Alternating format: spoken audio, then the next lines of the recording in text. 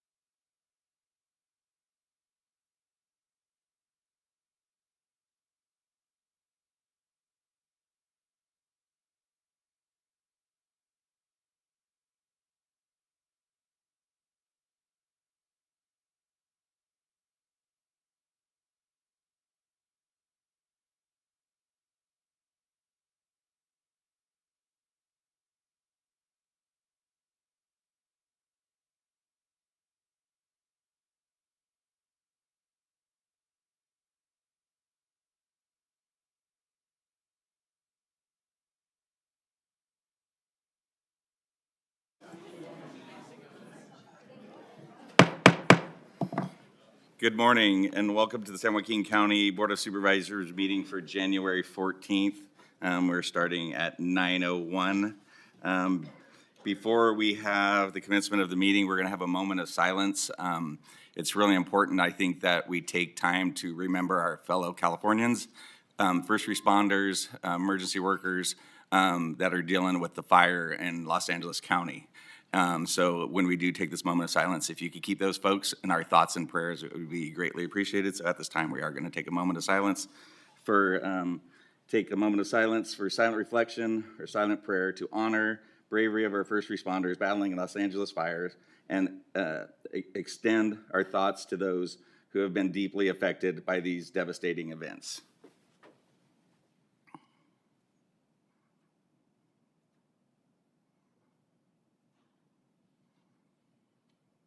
Thank you.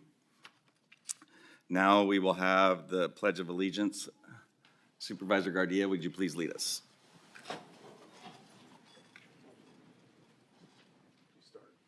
I pledge allegiance to the flag of the United States of America and to the republic for which it stands, one nation, under God, indivisible, with liberty and justice for all.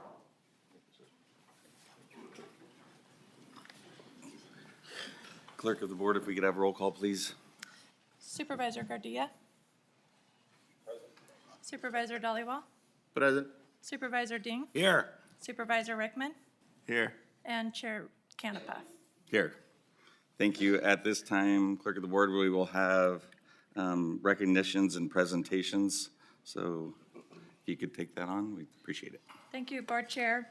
Our first recognition is of our Code Enforcement Officer of the Year, Steve Thomas. And I would like to invite Mr. Thomas and Tim Birds, the Code Enforcement Chief for San Joaquin County, down to the podium as I read this recognition, which states, "This recognition is presented to Steve Thomas in recognition of your exceptional service as a senior code enforcement officer with the county for 6 years.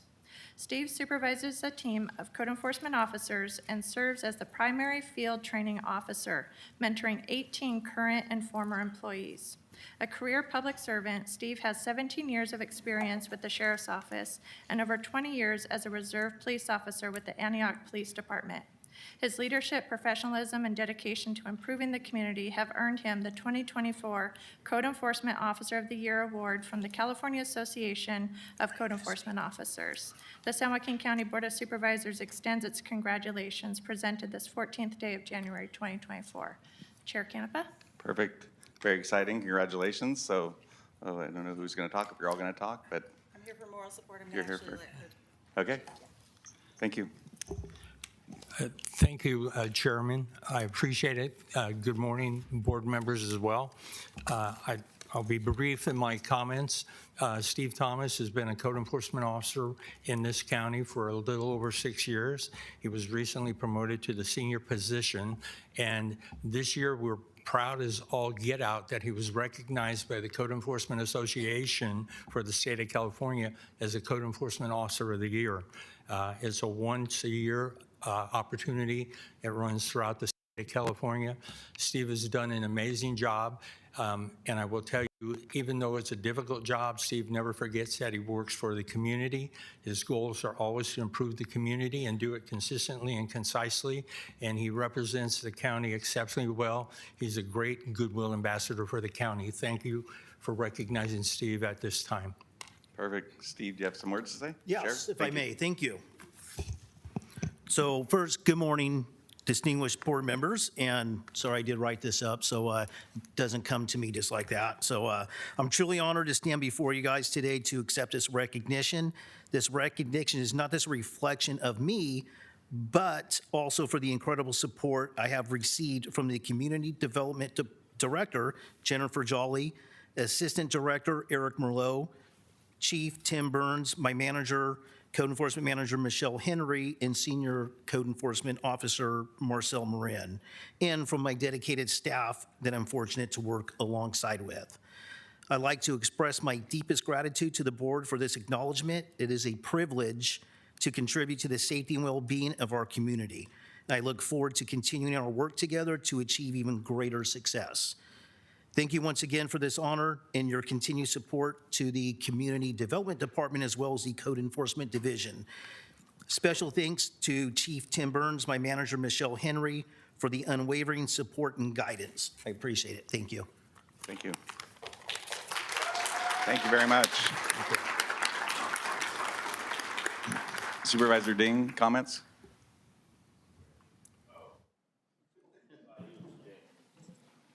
Good morning. I was Yeah. Oh, I'm not even going to go there. Steve, yeah, I put it bluntly, I think about your position and I just think that's got to suck. I mean, a lot of times. You got to have a very thick skin. It could be very emotional at times, but I know you and the rest of your department have been very active or taken a proactive role to try to help businesses and so forth stay within code, so we don't have to suffer, those emotional distresses. But it's no picnic walk, and thank you for being of service. Supervisor Dollywell. Steve, congratulations. Like Supervisor Ding said, it's not an easy job. Thank you so much, and I wish you the best. Thank you, sir. Supervisor Rickman. Thank you, Chairman. Congratulations on a job well done. As Supervisor Ding mentioned, it isn't an easy job. I mean, you're going to calls. Illegal dumping, loud parties, and trucks, especially in my district, trucks parked where they shouldn't be parked.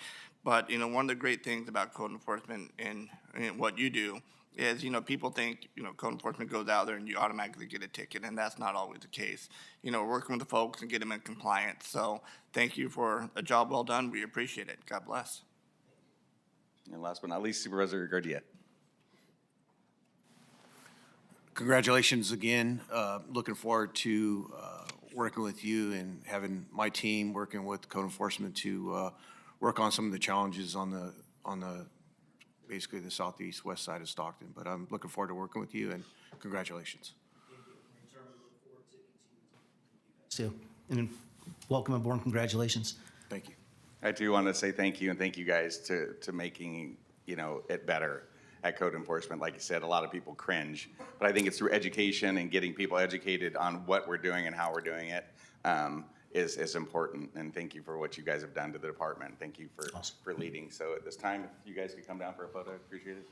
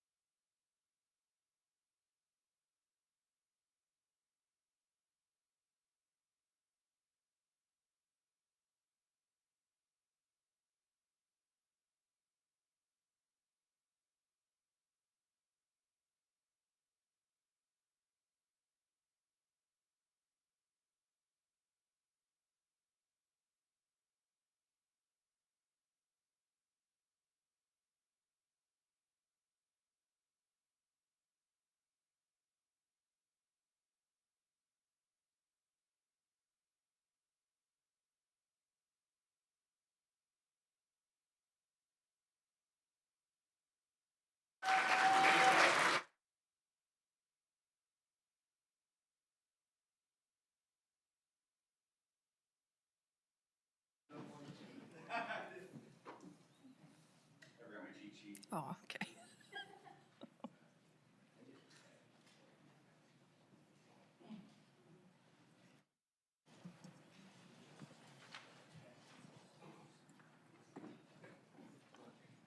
So the second, obviously, accommodation today is what we're trying to do is trying to this year, one of my goals is to celebrate youth and what we have for youth in the community and young adults. And so the next one is near and dear to my heart because the Code Stack Academy does amazing work in our community. So at this time, if we could have Superintendent Troy Brown and the Code Stack folks come down, and I'll go over more of it. I'll let you guys speak to it, of what you guys do and how you do and how it gets ready for people to have different career paths in our community. And take it away, please. Okay. Thank you. Good morning, Chairman Canepa and members of the board, and congratulations to new members. Thank you for honoring our Code Stack team today with this recognition. As you know, Code Stack is a department within the San Joaquin County Office of Education. At the SJCUE, our core values are to educate, innovate, and inspire. Several years ago, with that innovative spirit, the Code Stack Academy was born and has changed the lives of many in our community since that time. To say I am very proud of the growth and change that has been inspired by the creative minds in this department is an understatement. Now with me today are Deputy Superintendent Jane Chamberlain and Code Stack Division Director John A. Arguelles, as well as Code Stack's Marketing and Communication Specialist Tony Manor. And I saw a couple others stepped in as well, and we'll let Tony introduce them. I'd like to, if it's okay, Chairman Canepa, have Tony Manor say a few words about 2025. Awesome. Thank you. Thank you, Supervisors. Code Stack Academy has been an extension of the Code Stack department, which if you were to consider Code Stack a software company, we'd be the biggest in the county. And about 7 years ago, like the superintendent said, we opened up this school to provide an opportunity for students in our community to attain some of those high-paying tech jobs. Over the last 7 years, we've graduated hundreds of students that have come in from our community schools, many of them at no cost through the Workforce Innovation Opportunities Act grants distributed by the San Joaquin County WorkNet. They come in for 12 months, they learn how to build everything from websites to mobile applications to video games, databases, you name it. Anything that you can access from your cell phone is what our students are creating on graduation day.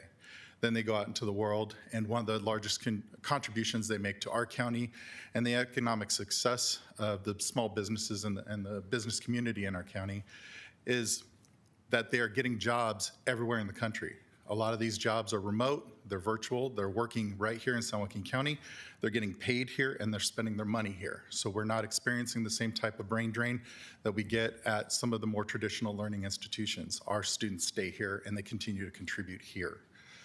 I brought some of our students that have graduated our program, Isaiah Ferguson, Jacob DeCoke, and Kenneth Martinez, but also myself.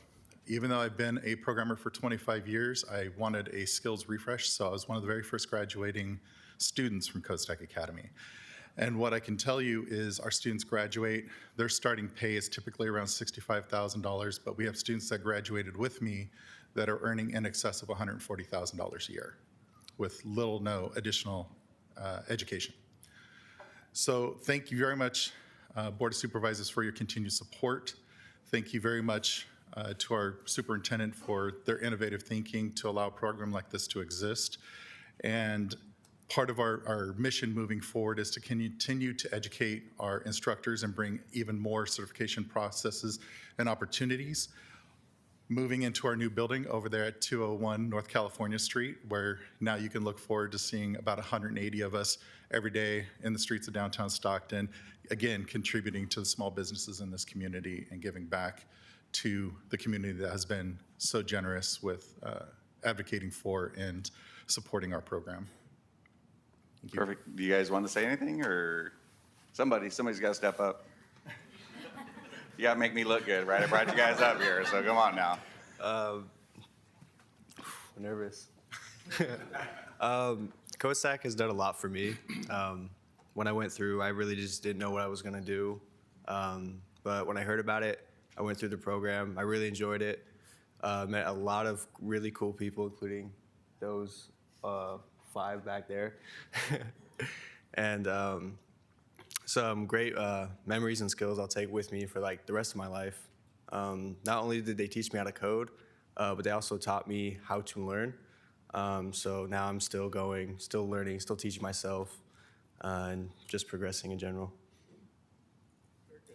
Very nice, very nice. Thank you. So, anybody else? One of the amazing things that they do, they partner. So, I mean, at the County Office of Education last year, I was out there for when you gave the people, there was that competition. Can you kind of explain to that? I mean, that was an amazing day. And if you have a chance to go out and see it, it's really cool. It's out at the county office. I mean, they had Star Wars, the sheriff brought R2-D2, and I mean, they provided I mean, it's amazing the work that was done. So if you kind of talk to that and Absolutely. say how, I think it's sharing those things and, you know what I mean, you give them a real life problem and then you could explain Absolutely.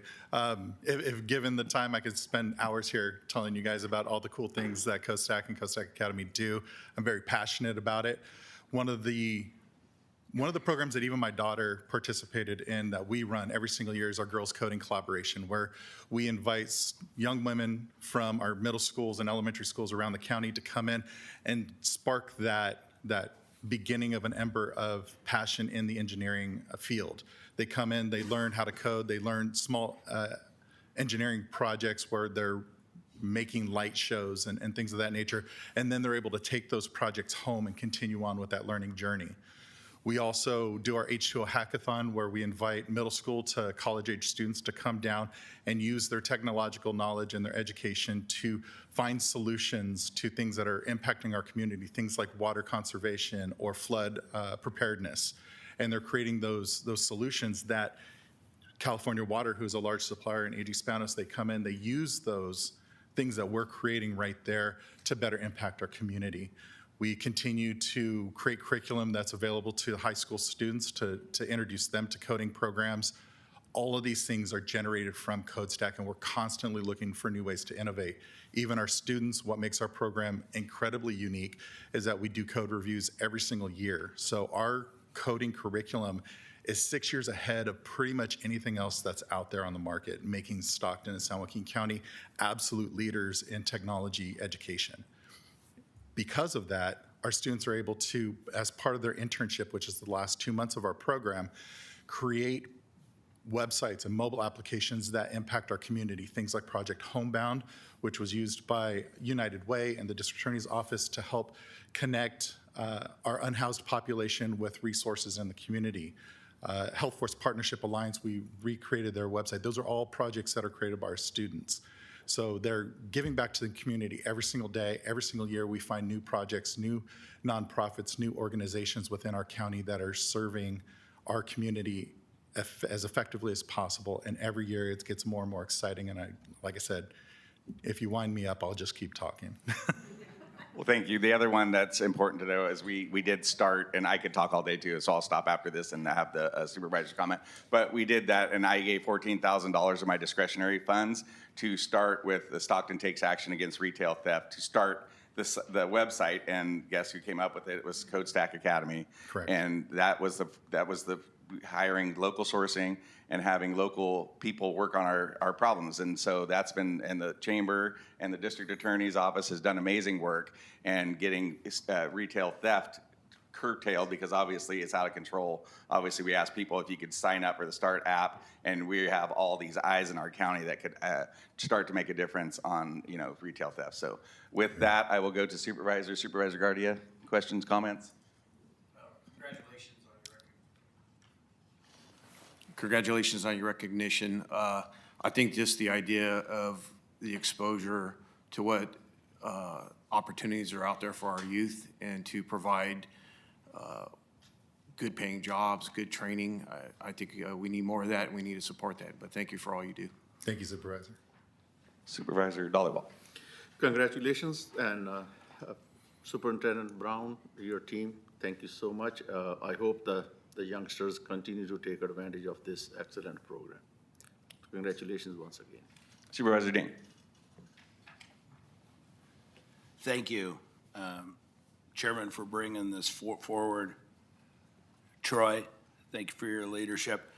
Two things I heard here, and it's been a frustration of mine literally over the last few months now that I'm kind of out of the fog and starting to absorb some of the money and programs we spend around here in training. We are authorizing training programs left and right because it's easy money to spend, but at the end of the day, it doesn't ask for results. It doesn't say you have to place people, just train people. And then you get a little star next to it, you get to send it up to the state.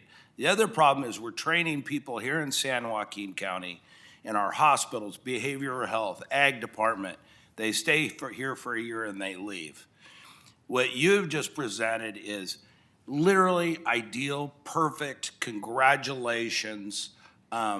There's a success. You can show the training, not just this year, but over the period of years. And you're exciting individuals, and they're staying here and working. So you're an example of what every department should strive through in a training program. Thank you. Supervisor. Supervisor Dean. Oh, Supervisor Rickman, I'm sorry, I'm looking at, sorry. Thank you, Chairman.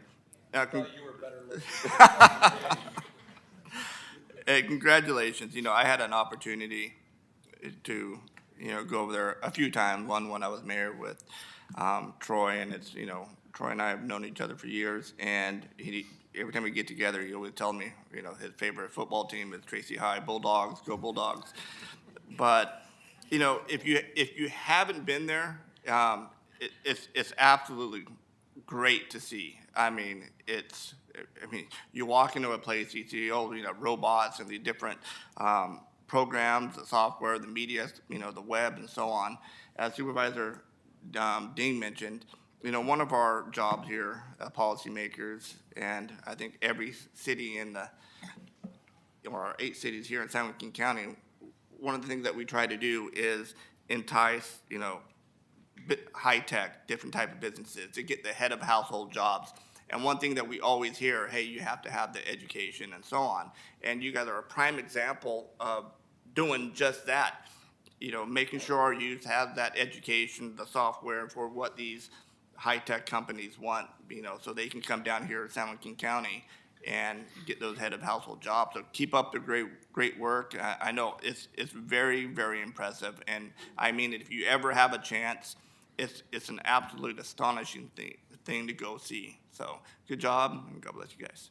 Thank you, Supervisor. Yeah, so I always reiterate, greatness grows here, and obviously this is a case in point. So if you could all come down and take a photo, I'd appreciate it.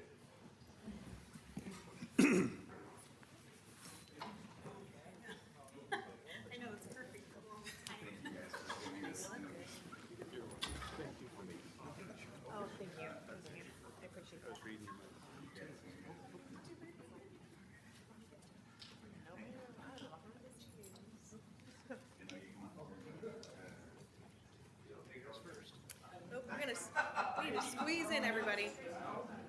Yeah, we gotta get a little closer. We gotta get tighter. Like you like each other.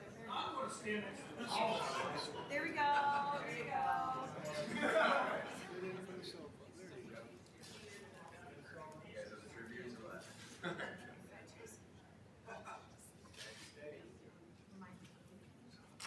Get out of your way.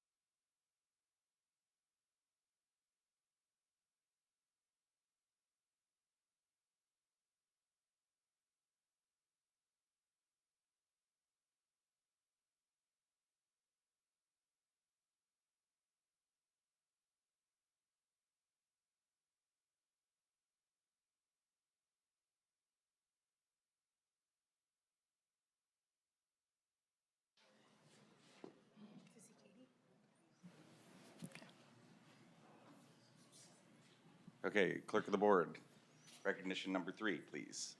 Thank you, Chair. Next is a request by the 5th Supervisorial District Representative Supervisor Rickman. And this is the proclamation of January 16th, 2025 as Religious Freedom Day in San Joaquin County. And I would like to invite Dr. Kevin James of the New Creation Bible Fellowship to the podium as we read the proclamation, which states, whereas in San Joaquin County, we maintain that everyone has a right to their own beliefs and the exercises thereof, and fully respect all places of worship, including churches, gurdwaras, mosques, synagogues, temples, and more. And whereas there was a time when our own citizens lacked religious freedom, prompting Thomas Jefferson to write the Virginia Statute for Religious Freedom in 1777, which was passed in 1786, asserting that civil rights do not depend on religious beliefs and what a person thinks is no business of the government, thereby guaranteeing the right of citizens to worship freely. And whereas in 1993, Religious Freedom Day was enacted by then President of the United States, George H. Bush, to promote peace and acceptance and to show support for people in our country and throughout the world who still suffer from harassment, violence, and death for their beliefs. And whereas faith is an integral part of the daily lives of countless people who have come together to serve their local communities, such as San Joaquin County's own Tracy Interfaith Ministry, which provides food, clothing, and much more to those in need through the collaborative efforts of local churches. Now therefore be it resolved that the Board of Supervisors of San Joaquin County does hereby proclaim January 14th, 2025 as Religious Freedom Day in San Joaquin County, and encourages the members of our community to observe this day with remembrance, appropriate ceremonies, and activities to express gratitude for our own freedoms and support to those still lacking. Presented this 14th day of January 2025. Chair Canepa and Supervisor Rickman. Thank you, Rochelle. Pastor James, thank you very much for taking the trip or making the trip from Tracy. You would like to say a few words? Yes. Please, it's all yours. First, I just want to say thank you for the chairman and the members of the board for this recognition. Very, very humbled to stand here, this morning to receive this proclamation on behalf of all religious beliefs. For me, people need hope. And a lot of times we find it in a lot of ways, but religious beliefs is like the foundation of this country. And for everybody have the right to worship where they want to worship and believe what they want to believe is imperative for us. And so And so I just thank you for this recognition. I just encourage everyone to continue to spread, the message of peace, of love, acceptance, and encourage people. New Creation Bible Fellowship, we have a saying, we share Christ's love in tangible ways. We just don't tell individuals that God loves them, but we demonstrate it through acts of kindness. And so people need to know that somebody cares about them. And so I just thank you for this opportunity, Supervisor Robert Rickman, and just the board for this recognition, that this is an honor. Thank you, Pastor Jane. Beautiful. Thank you very much. I'm going to turn it over to our board, Supervisor Ding. I thought you were going to call me Supervisor Rickman. Thank you for bringing this forward, Chairman. God bless. If everybody started their day praying to God or whoever their higher power was for guidance and believed in attraction more than persuasion, sometimes I think we'd be, all a lot better off. God bless. Amen. Thank you, Supervisor Ding. Vice Chair? Thank you, sir. I was born and raised 10,000 miles away. The best decision I made was migrating to this great nation and becoming a citizen. I am a proud American. Nowhere else you get, these kind of opportunities and this freedom, religious freedom, freedom of speech.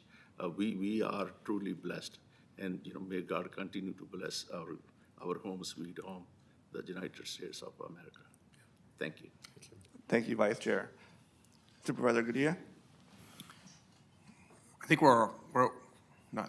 we are blessed to be here in the United States of America and have the ability to practice whatever religion that we may follow. So I feel very fortunate, and I believe everybody in here feels very fortunate to be in that situation, but thank you. Thank you, Supervisor. And I'll say something, before I turn it over to our chair. Every year I bring this forward to the board here, and one of the reasons is just to remind everybody, there are rights that you have that doesn't come from the government. You look at other countries, turn on the news and see some of the atrocities that happen just because people think different than the masses, different religious beliefs. And, we are blessed to live in a country where it's enshrined that you have this freedom, that you could pray to any God that you wish. But, we still have to remain diligent and to make sure we, keep an eye on these rights, to make sure the governments don't infringe on these rights. I mean, if you look just here during the pandemic when COVID, we had our state, our governor, shut down places of worship, right? While you've had other places like Home Depot and grocery stores and some of these other secular places that remained open. So it took the Supreme Court case, 5 separate Supreme Court cases to remind the state of California that you have an inherent right to religion. So that should be a reminder to everybody to hold these rights that you hold dear. They don't come free, that you have to fight for them every single day. So with that, I'm going to turn it over to our chairman to finish it up. Thank you. Thank you for coming down. That's our country is based on that. Yes. And just in San Joaquin County, the diverse culture that we have here, it's the faith-based communities that we as government rely upon to get a lot of our programming done. So, I mean, if you don't believe in it, that's fine. But we have a country where you're not persecuted for your beliefs. And I think that's the biggest part of the Religious Freedom Day. You believe in it, you don't believe in it. A lot of these places are amazing faith-based communities that stick together and have camaraderie. And I think that's what our country is based on, is the people to have the freedom to do what they want, when they do it, and however they wish to do it with. So I think that's the most important freedom that we have, is to be able to do that and believe in what you want to believe in. So if you don't believe in any kind of formalized religion, sometimes you might want to get involved at least and be part of what they do in the community, because giving back through faith-based communities is one of the ways that people can do it. So, step outside the box, learn a little bit, leave your ego at the door, like I always say, and try to be a better human being. And I think is the goal that we all should strive for. So after that, we will have you come up and take a photo. And thank you, Supervisor Rickman, for bringing this forward.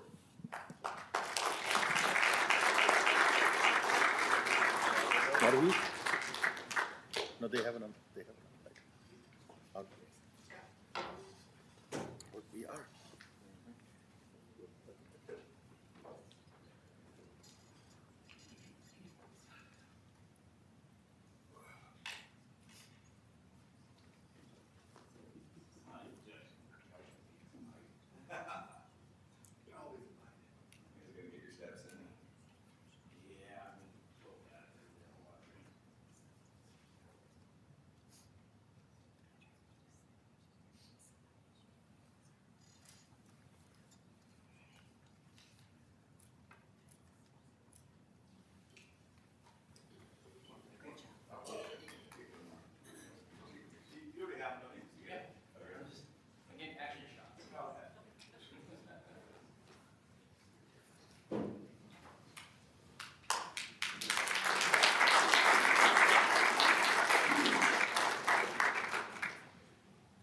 Clerk of the board.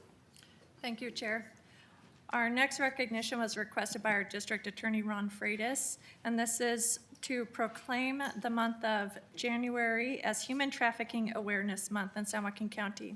And I would like to invite District Attorney Ron Freitas and Dr. Troy Brown, San Joaquin County Office of Education, to the podium as I read this proclamation, which states, whereas January 2025 is Human Trafficking Awareness Month, a time to spotlight the critical need to combat human trafficking, which exploits individuals through force, fraud, or coercion for labor or commercial sexual purposes. And whereas this observance unites communities to raise awareness, educate the public, and empower individuals to recognize and prevent trafficking, while supporting survivors on their journey to restoration. And whereas San Joaquin County demonstrates unwavering dedication to addressing human trafficking through the efforts of the District Attorney's Office, the Family Justice Center, and the Collaborative Assault Anti-Sex and Labor Trafficking Task Force.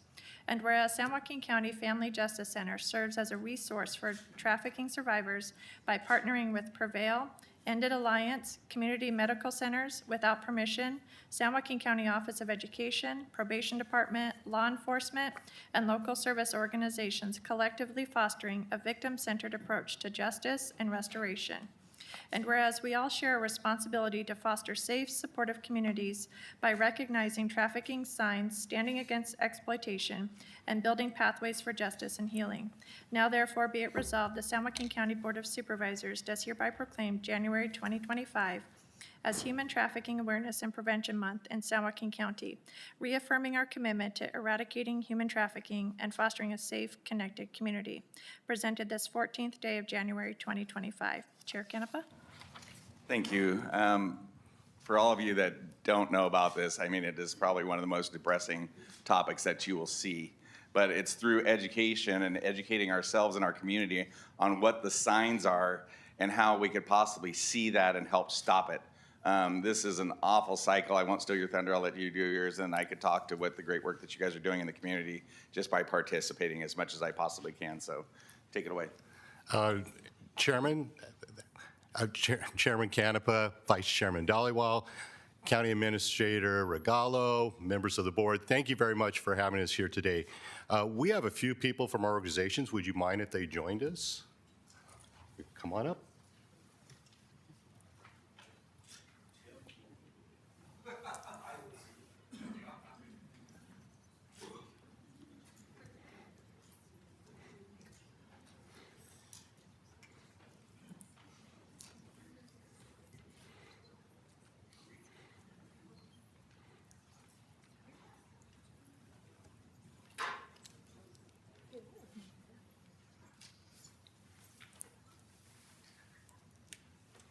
They're a little shy.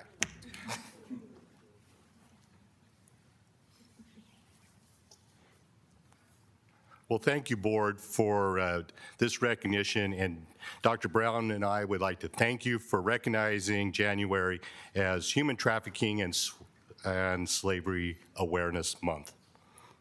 As your district attorney, I am committed to the fight against human trafficking.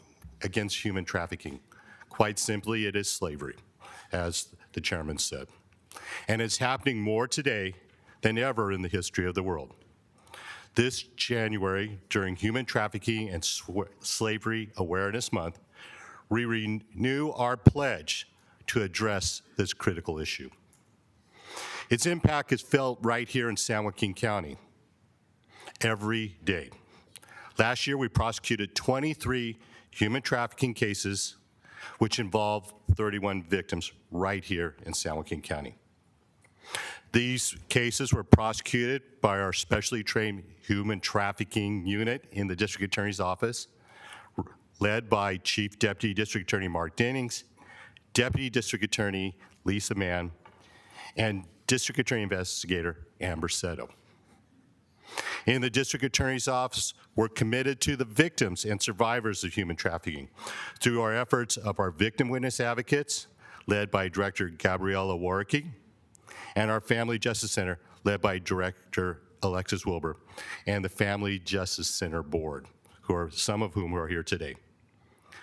Their work has directly led to the rescue and rehabilitation of numerous individuals, providing them with essential services and advocacy.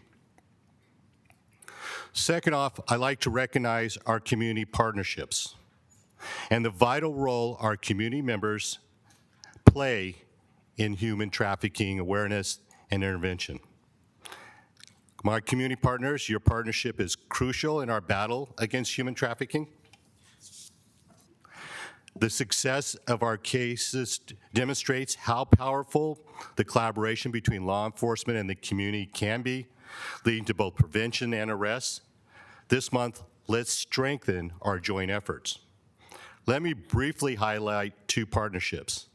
At the Ended Summit, public, private, and faith-based organizations met last week at Quail Lakes Baptist Church to renew our commitment. I'd like to thank all of our community partners, including the County Office of Education, Child Abuse Prevention Council, HSA, Without Permission, Prevail, Community Medical Centers, and many others. Also, I'd like to highlight a second community partnership. Last year, the San Joaquin County law enforcement partners created the Anti-Sex and Labor Trafficking Task Force, simply known as ASSAULT. This is the first human trafficking law enforcement task force in our county's 175-year history. I commend Sheriff Pat Withrow and Probation Chief Steve Jackson for creating this task force with the District Attorney's Office, Family Justice Center, and our other partners. And I invite all law enforcement agencies in San Joaquin County to join us on this task force and in this important mission. Finally, I'd like to talk about, I believe that in empowerment through awareness. This is a crime that thrives in the darkness and dies when brought out into the sunlight. This Human Trafficking, Slavery, and Awareness Month, I encourage everyone to learn how to spot and report suspicious activities. If you see something or hear something, say something, do something. Community engagement is more important than ever. Join us in this fight by staying informed and vigilant. You can save a life. I'd like to express my heartfelt gratitude to all of our partners here today. Your contributions are invaluable to our mission to end human trafficking in San Joaquin County. Together during this significant month, we can make a profound difference today and every day. So what is my ask of you this month? 1, wear blue in support of human trafficking awareness. Tonight, you can join us at the University of Pacific for our town hall. You can also join us Wednesday at the Lodi City Council chambers for their proclamation. And on January 29th, join us at the District Attorney's Office for Truckers Against Trafficking and our morning presentation. So I also ask of you that this proclamation is not just symbolic. It is a call to action for all residents of San Joaquin County to join in our efforts to eradicate human trafficking and modern slavery. Let's continue to work together, educate our community, and protect the vulnerable. Thank you.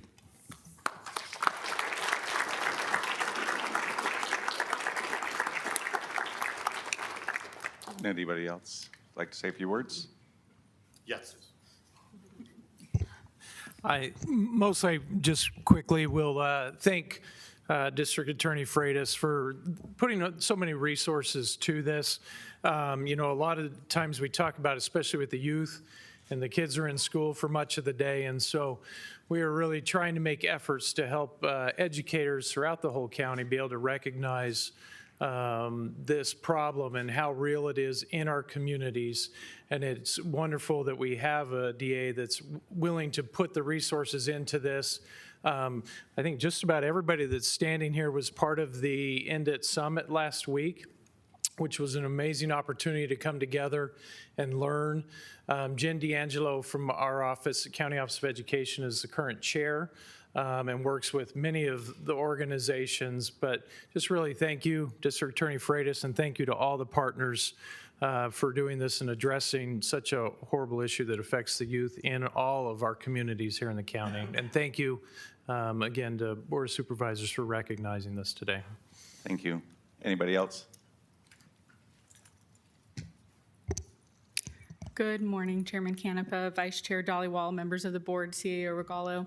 Thank you so much for declaring January as Human Trafficking Awareness Month.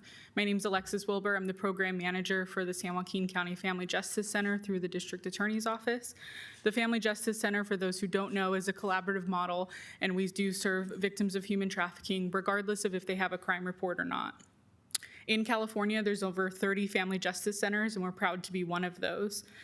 I want to thank all of our partners who are here today because it truly does take a village to end human trafficking. So thank you to our Victim Witness Division, Prevail, members of my team, Child Abuse Prevention Council, Without Permission, County Office of Education, End It Alliance, Department of Child Support Services, Community Medical Center, our awesome FJC Foundation, and Human Services Agency, as well as members from the Assault Task Force. It takes all of us working together, not just to end human trafficking, but also find justice for victims. We also work to educate the public through giving free community presentations. So anyone who's interested in having us come out for a 1 to 2 hour presentation, please feel free to contact the Family Justice Center, and we're happy to do that. And thank you to the board members and my boss, District Attorney Ron Freitas, for being a part of the solution. Thank you.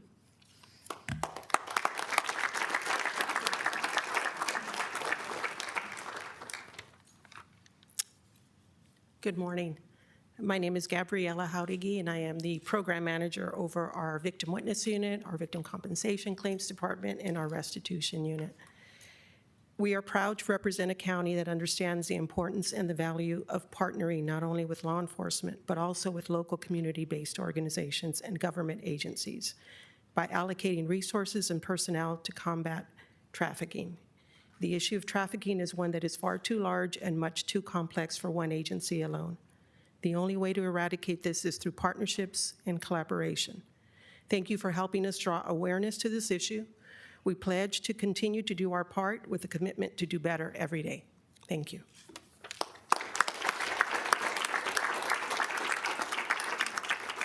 Thank you. Supervisor Rickman. Thank you, Chairman. DA Freitas, thank you for a job well done. I mean, I know you can't do it by yourself. You look behind you, the whole entire team. So, thank you for all you do. Some of the stuff I imagine that you guys have to see, would make most people not be able to sleep at night. And if you've been following the news at all, I mean, for the last, couple of years, but it seems to be more in the news now of, the human trafficking, of, young girls and young boys. And not to mention, grown-ups also. I mean, I know a few years ago at a human trafficking event, they had a 911 tape of a human trafficker, a female, here in Stockton. And listening to that 911 tape, and you hear the fear in her voice and the panic and, wanting to get law enforcement there. So, rapidly. It just makes you sad at the same time makes you angry, because there is evil in this world. If there's evil, people that do this horrific crime are evil. And that's one of the reasons this board places so much emphasis on public safety. I know last budget cycle, we gave funding for over 40 positions for the district attorney's office, more bodies and equipment for our sheriff's office and our probation department to make sure our folks here in San Joaquin County are safe. But this goes beyond San Joaquin County. When you hear about human trafficking, that's bringing young boys and girls and adults from other countries to this region, and they pass through. We have I-5, 580, and 99. They're traveling right through our community. So our job is to make sure our law enforcement officers, our DA, and our partners have the equipment and the tools to make sure we catch these suspects. I want to use different words, but I'm on TV. But keep up the great work. We support you guys 110%. And if there's anything that we can do as a board, please let us know. And again, God bless you all for what you guys have to see and deal with. Thank you. Supervisor Ding. Thank you, Mr. Chairman. Partnership and collaboration. And you're 100% on the mark. We know all, how devastating it is, but I could almost turn into Chairman Canepa and talk for an hour, but I won't do it. So I'm going to just 3 minutes. We're all applauding here. What can you do? It's amazing to stop something so horrific. We have to do something that just doesn't sit right with us in the soul, and that is with our homeless populations. They are organizations. They are preying on women and children. Not all of them. We have places for those that desire help to go. We have places for those that are hungry to go. But when you go outside the system and you start delivering food and money and clothing to them outside that system, you're feeding the problem. So the best thing you can do if you really have love in your heart to fix this problem is take care of it by making a tough decision and try to stay within the process. God bless. Thank you for everything you do. Thank you, Supervisor. Vice Chair Dhaliwal. Mr. Fetus, I want to thank you and your team, Sheriff Withrow and his team, our men and women in law enforcement and all the community partners. We really appreciate your efforts to combat this horrible, horrible situation. And like Supervisor Rickman said, anything you need, anything we can provide, we are here, and we will do everything we can to help you. Thank you, sir. Thank you, Vice Chair. Supervisor Gardiet. For some of you that don't know who I am, I come from public service. I was a firefighter for Stockton for over 2 decades, and honestly, working on the southeast section of the city pretty much my whole career, I've been exposed to the horrific situations that our communities put in, and I'm an honor to be up here to be part of that solution now, and to provide your team, which I congratulate your team on a very successful job. But there's a lot of work to do, and I'm excited and looking forward to working with your team to improve our community and make it better for the people that are caught up in those situations. Thank you, Supervisor. Yeah, last week, the work that you guys do in the community partnerships, obviously my chief of staff, Ron, got her on the family justice, and the work that you guys do as a board, is amazing. But these people are often victims that don't want help. You know what I mean? Because the mindset that they're forced to be in, just if anyone has a chance to go to these summits, it's heartbreaking, to see what goes on. And the amount of money that these people that are pimped out, whether it's male or female, is awful. If they have a quota between $1,000 and $1,500 per day, you do the math on how much they're abusing people, not only physically, but mentally. And I think that's the biggest thing. And I mean, there's community partners, obviously McDonald's, there's McDonald's you can go to, bus stops, Prevail for safe zones so that a lot of these people are trained into how to see the signs of somebody that is being trafficked. The other problem is when you do find somebody, a lot of times they don't want help because whether they are forced into addiction, I mean, obviously it's choices and we have choices, but when your self-esteem is so low, it's these folks here that give those people a voice. And I'm proud to be a part of it. I mean, it goes, and we were over, thank you to Pastor Mafucci for opening up Coyle Lakes Baptist Church. It was an amazing day. Youth there, the youth programming was absolutely amazing. A group from Tracy through the County Office of Education came, and these young ladies, they just nailed it. And those are the folks that I hope we can honor in education and people in our community that don't turn the blind eye, because it's easy to turn the blind eye. This all happens on Charter Way. You know what I mean? And then what's even more alarming is these people, they need 7 to 10 people to go and try to stop it because it's such a volatile thing. So all these people are putting their lives in the line to save somebody that might not want help.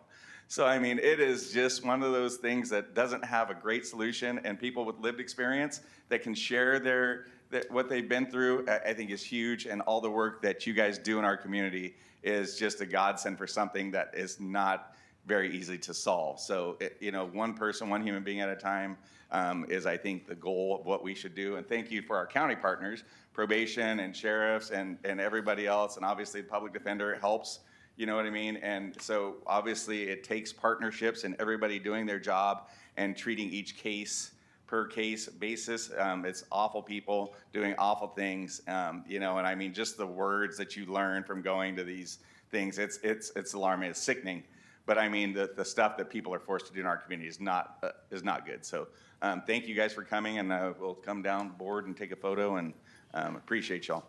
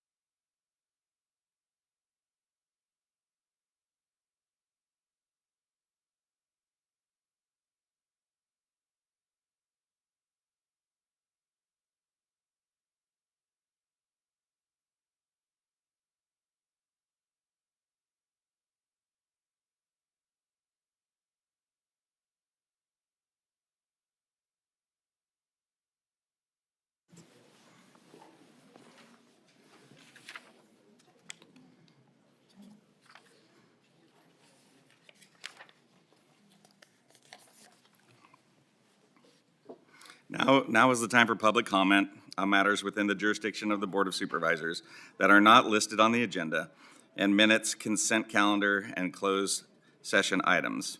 We request that you fill out a comment form if you address the board in person. There is a time limit of 3 minutes for these comments. There is a device on the podium with a green, yellow, and red light. The yellow light will come on 30 seconds before the end of the 3 minutes. With regard to public comment, the law strictly limits the ability of board members to discuss matters not on the agenda, so this is not an appropriate time to have a discussion with the board regarding your comments. We ask that you refrain from personal attacks during your comments and that you address all comments to the Board of Supervisors, not the audience. Comments from the public may not reflect the point of view of the Board of Supervisors. So at this time, we have our first speaker is Erica Pena. Please come forward.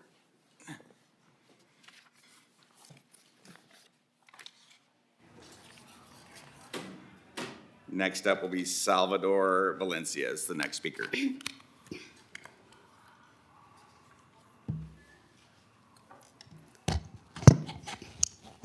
Good morning.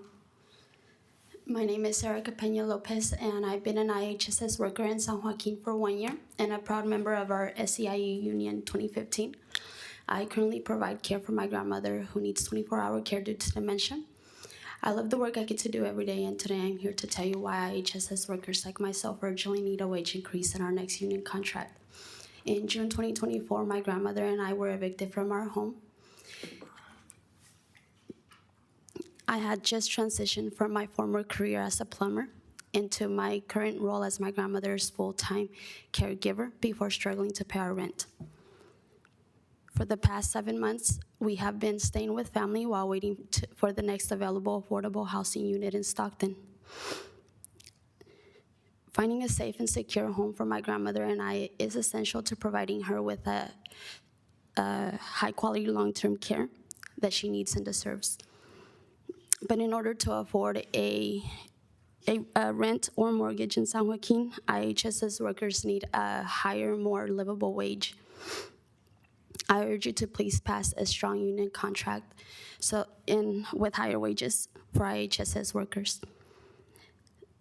The health and safety of San Joaquin's older adults, people with disabilities, and long-term care workers, nearly 18,000 community members, depends on it. Thank you. Thank you. Next speaker is Sal, and the person on deck will be Paul Henderson. Good morning and Happy New Year. My name is Salvador Valencia. I'm an organizer with North Valley Labor Federation. Our federation is a coalition of unions from different industries coming together for the betterment of workers. I'm also a Southeast Stockton native. So congratulations to Mario Gardea, Sonny Daliwa, Paul Canepa for being our chair, our vice chair, Robert Rickman, and I see Dean stepped out. Today I'm in full support of the In-Home Care Providers Union, Local 2015, SEIU.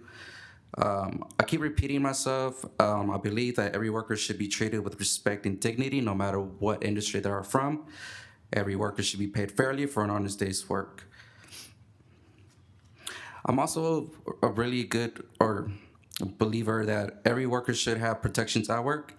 Having a strong union contract that protects their rights on the job, like the right to refuse work that jeopardizes their health and safety, should be implemented for these workers. Again, it shouldn't matter from what industry they work in. Every worker should have some sort of safety precautions to do their job accurately and proficiently.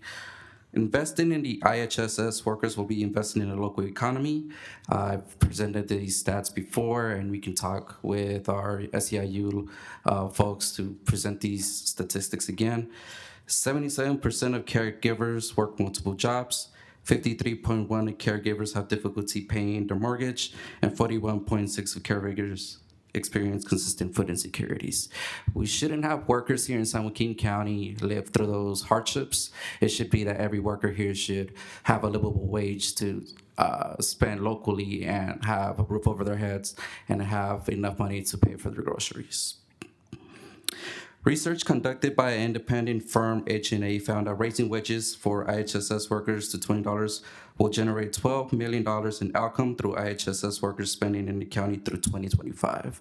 To me, that sounds like workforce development and boosting our local economy, and I believe that we should be doing that as well. I'm just here to encourage you guys to meet with our workers, put your,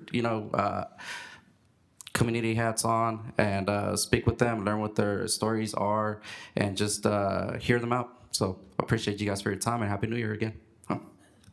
Thank you. Paul Henderson, please, and Molly Watkins would be our next speaker.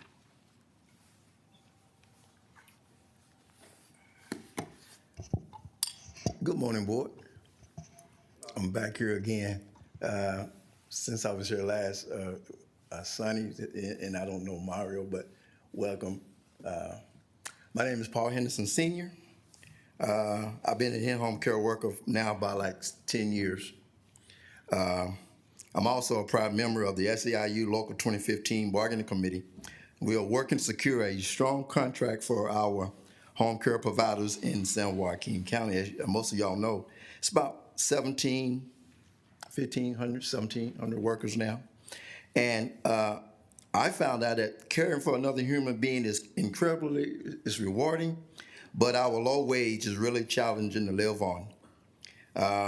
The rising cost of living in our county is making it difficult to sustain on the wage that we are now being allowed it. I'll just name a few things: milk, gas, rent. I heard the other lady say that she got evicted. $1,650 is very hard to make it in this county.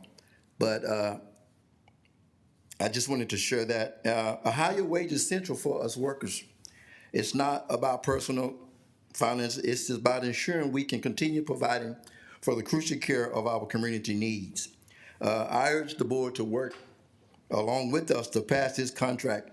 As I stated, I'm on the bargaining committee, and we'll just ask him for a decent wage. That's all. Paul, we've been here at this point 2 or 3 times. So by investing in our workforce, we invested in the health and well-being, the well-being of our community. So we just ask you to help us out, and thank you for this moment. Thank you. Molly Watkins, and Carla Huney is next. Good morning. Happy New Year. Good morning, gentlemen. Welcome. So you'll see us often. We come, and our topic is elections. We have an election system that is fraudulent. It's not San Joaquin County, it's the United States of America's election system is fraudulent. Here in California, we have added more stupid to the election fraudness. We have vote by mail. Everybody gets a ballot, whether you're the dog, whether you're alive, or whether you're dead. Lack of chain of custody. There is no chain of custody when you mail out a ballot to everybody. We have drop boxes. We have more drop boxes than we need. The state says we need 12, 13. We have 25. We count for 30 days. We count and count until we get the right answer. We have election machines that cannot be certified technically by the federal law. We have these in our county, and then they cannot be audited. That's how we check things in the real world. We audit them. We have no ID for registering, no ID to get a ballot when you show up. It's ludicrous. There is no place that you go that you don't need an ID. No place. The post office, to go visit somebody at the hospital, but you can vote without an ID. We have our rolls, our registered rolls. They are 30-plus agencies and organizations that can get into the rolls at any time to add people, to take people out, to change their identification. And the real rolls are technically not stored in our county. We have copies of them, but we don't actually store them here. So We need to work together. I'll come see you each personally and get you up to speed because these gentlemen have heard me many times and know my story. And I want to share it with you because we as Americans need to get this right. This is very, very important. Everything hinges on it. Thank you. Thank you. Carla Huney, please.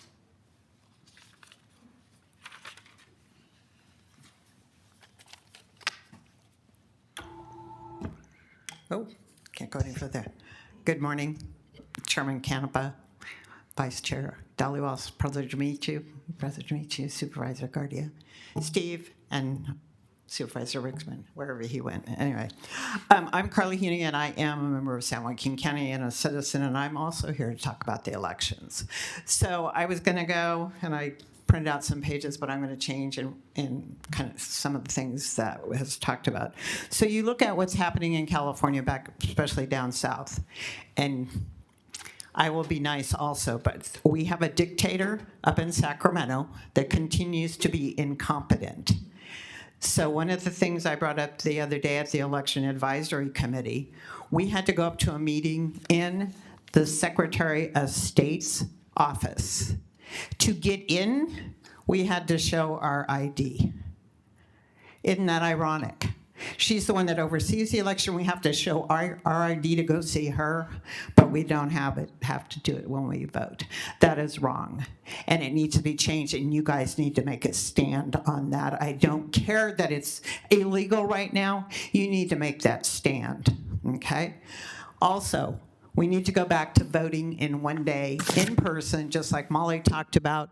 The chain of command, the chain of custody, when you do vote by mail box or ballots, when you do drop them in the post office or in the drop boxes, there's no chain of custody. So you don't know if I dropped it, you dropped it, or somebody dropped 800 ballots at one time, which actually has happened in the past. So we need to grow up and start stepping up. Yes, and I was going to say something else, but I decided not to. And start standing up to the state, because the state is not our friend. Thank you. Thank you. So is there anybody else that would like to speak that didn't fill out a card? Please come forward.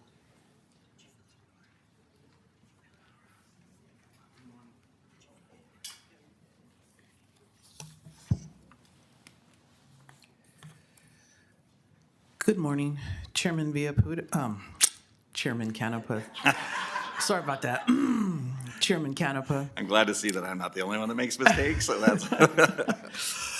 Board of Supervisors, my name is Melanie Knott, and I'm a concerned citizen of San Joaquin County. The Bible says, the Holy Bible says, when the righteous are in authority, the people rejoice. But when the wicked bear rule, the people mourn. I'm going to go a different direction. Our election systems are broken. They've been stolen, and I'm here for a redress of grievance. As you heard before, the board is well aware of the vulnerabilities of our elections, and they're also aware of some solutions. Just recently, it was disheartening to hear individuals individuals in general saying that I should be happy pretty much because my candidate won, and it was within the week after November 5th. And I thought to myself, well, if we know anything about our nation and our founding fathers, what they've given us is they've given us a republic. And the fact that we knew the outcome of the highest level, and for a whole month we watched local candidates go back and forth, and barely squeak out a win, that should be concerning to us. That says volumes about where our elections are and how broken they are.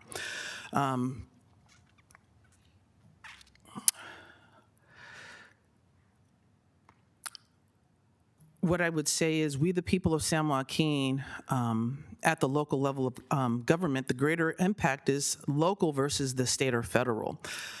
Samuel Adams said, "No people will tamely surrender their liberty, whether we realize it or not." That's what we're giving up if we continue to go around with our broken elections. Many Californians, including residents of San Joaquin County, are unknowingly doing just that by an election system built on election laws that make it legal to manipulate the outcome of elections. To remove power from citizens, one must first remove the truth of our history and distort the facts of our form of government. I have a lot more to say, but I want to congratulate Supervisor Dhaliwal and Gardia, and you will be seeing me again. There's just a lot to discuss, and we have a lot of work to do, and I look forward to working with each and every one of you to get our election straightened out. Thank you. God bless you. Thank you, and thank you to all the other speakers that took the time to come down and speak today. I appreciate it. Is there anybody else that would like to speak before we move on to consent? Okay, seeing none, so we're gonna go through consent. Oh, come on up, sir. State your name, please. Agenda, I'm not sure, but You have 3 minutes. I'm a Ball Track community member over there, and I had some run-ins with the guy that runs the Ball Track Community Center. I was a board member years ago. I have letters right here of recognition from the Board of Supervisors. I got letters of recognition. I'll leave them here with you guys. I got letters of recognition from the senator, Pat Johnston, all that's right there. I'm gonna leave them with you guys. I got letters saying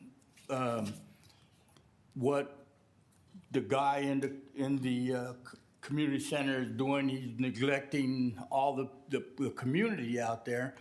And I went in and I asked him, I said, can we get some activities for the children out here? My letters of recognition are for helping the kids out there. We had a self-defense class out there.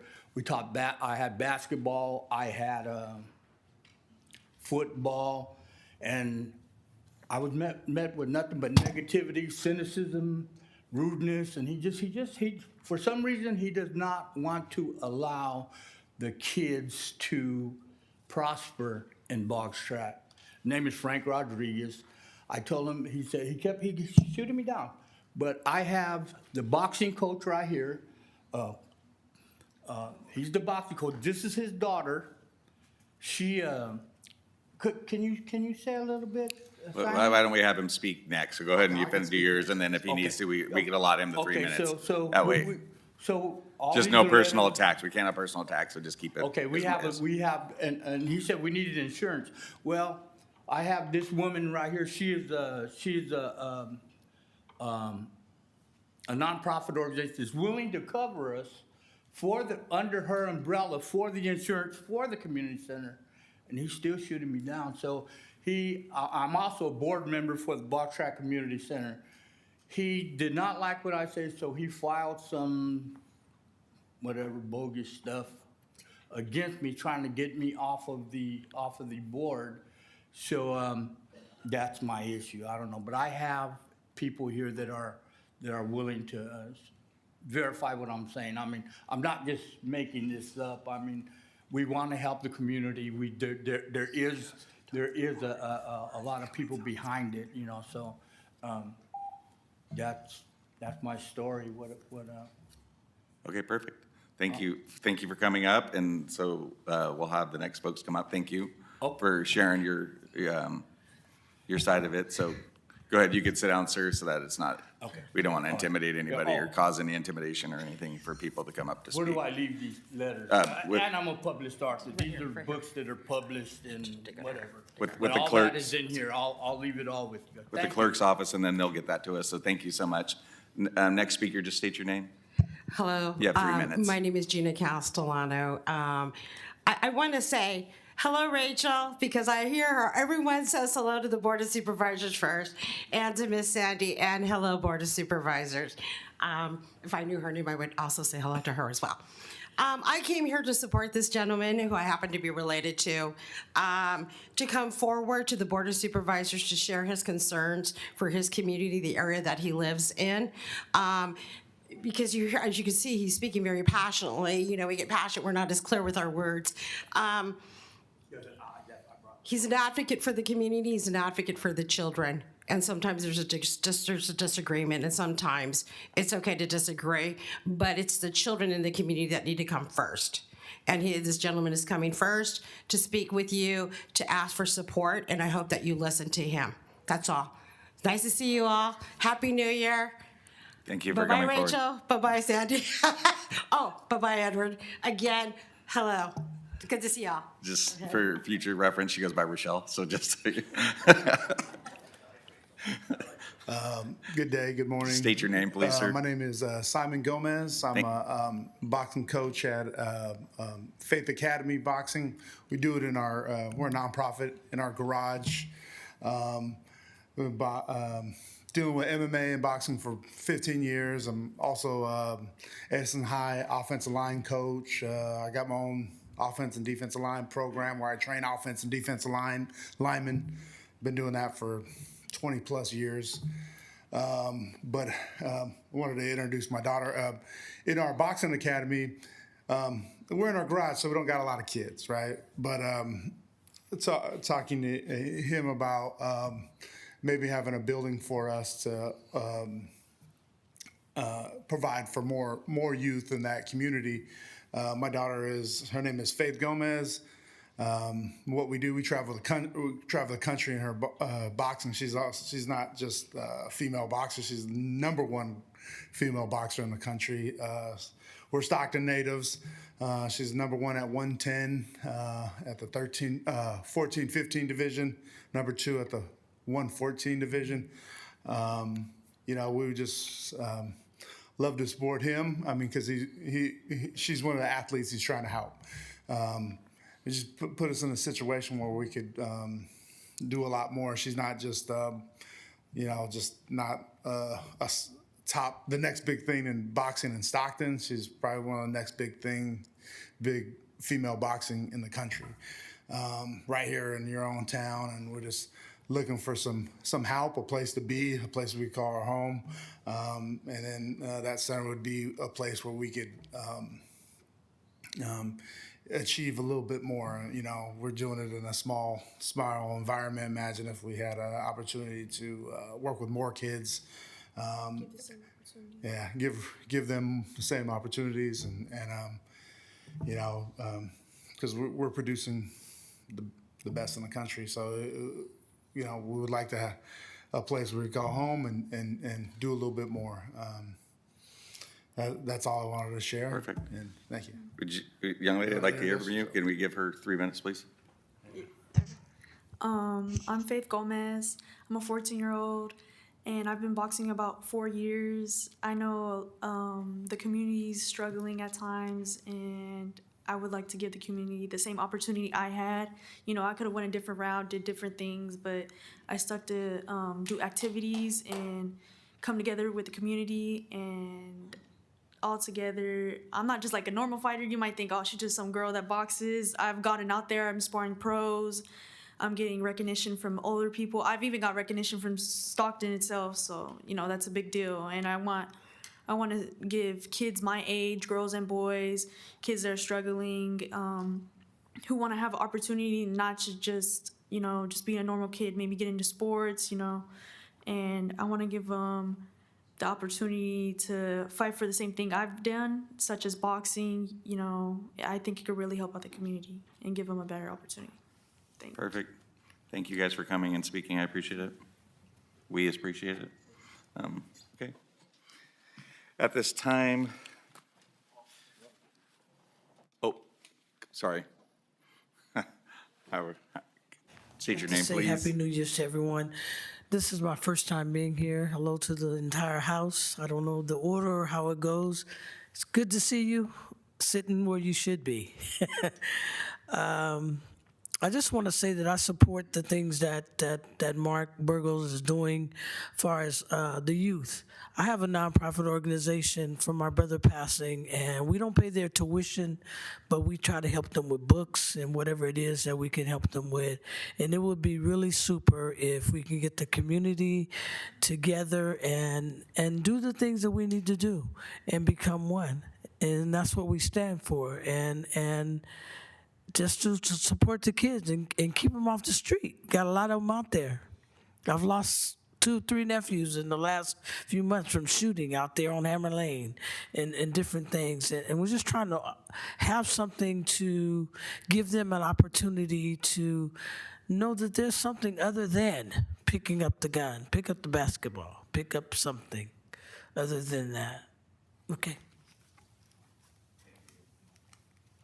Thank you. Any other speakers wishing to speak to the board?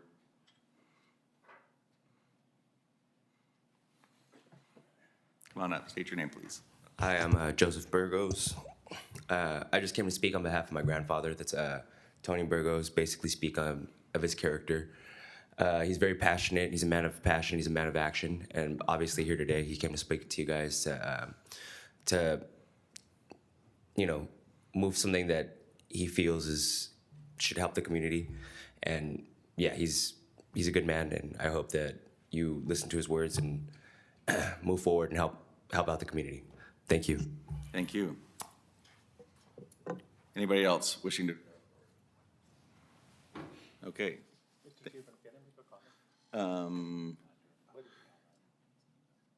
You can make a comment during you could be brief, I guess we could. County Council? I'm sorry, what was the question? He would like to make a comment. Regarding the speakers? The speakers are addressing item number 9 on the agenda, on the consent agenda. So you could speak to that, although I'm aware that Supervisor Gardia is also looking to make a motion that may address some of those concerns. But since the speakers were addressing consent item number 9, yes, you can respond. Normally, public comment we don't respond to. Okay, go ahead. Yeah, no, go ahead. My comment is to the young lady. You are an amazing person, and I wish you all the best. Keep it up, please. I just wanted to, thank you. Give her encouragement. We are so proud of you. That's all. Thank you. That's perfect, because I mean, that's what we're trying to do, is celebrate youth, you know what I mean, and give them things like to get them off the streets and do things like that. So on the consent item, this is one of them, and I think Supervisor Gardia is obviously new, so obviously all the things that he's learning, and this is a part of it. So I think when we go to pull the consent items, he's going to pull this so that he can learn more, and we'll go forward with that. So at this time, if there's no more further speakers, then we will go to consent. And I will start with Supervisor Gardia to see if there's any items that they would like to pull to go over. So you have the floor. Sure. I like to, as I'm new, I'm learning these buttons. I'd like to postpone I'd like to table the removal of Tony Burgos from the box track announcement of 15 positions, excluding Box Track Community Center Advisory Board, and set the application deadline for February 7th, 2025. Okay, And perfect. for the record, this is for consent item number 9. This is for consent item number 9. Okay. Do you have any other items that you'd like to pull on the agenda? Negative. No? Okay. Vice Chair Dollywall, do you have anything that you would like to pull? Number 11 under Health and Human Services, and number 22 under Law and Justice. Number 11 and number 2. Number 22. 22, sorry. Yes, Number sir. 11, number 22. And Supervisor Ding, do you have anything that you would like to pull, sir? Yes. 13 and 34, please.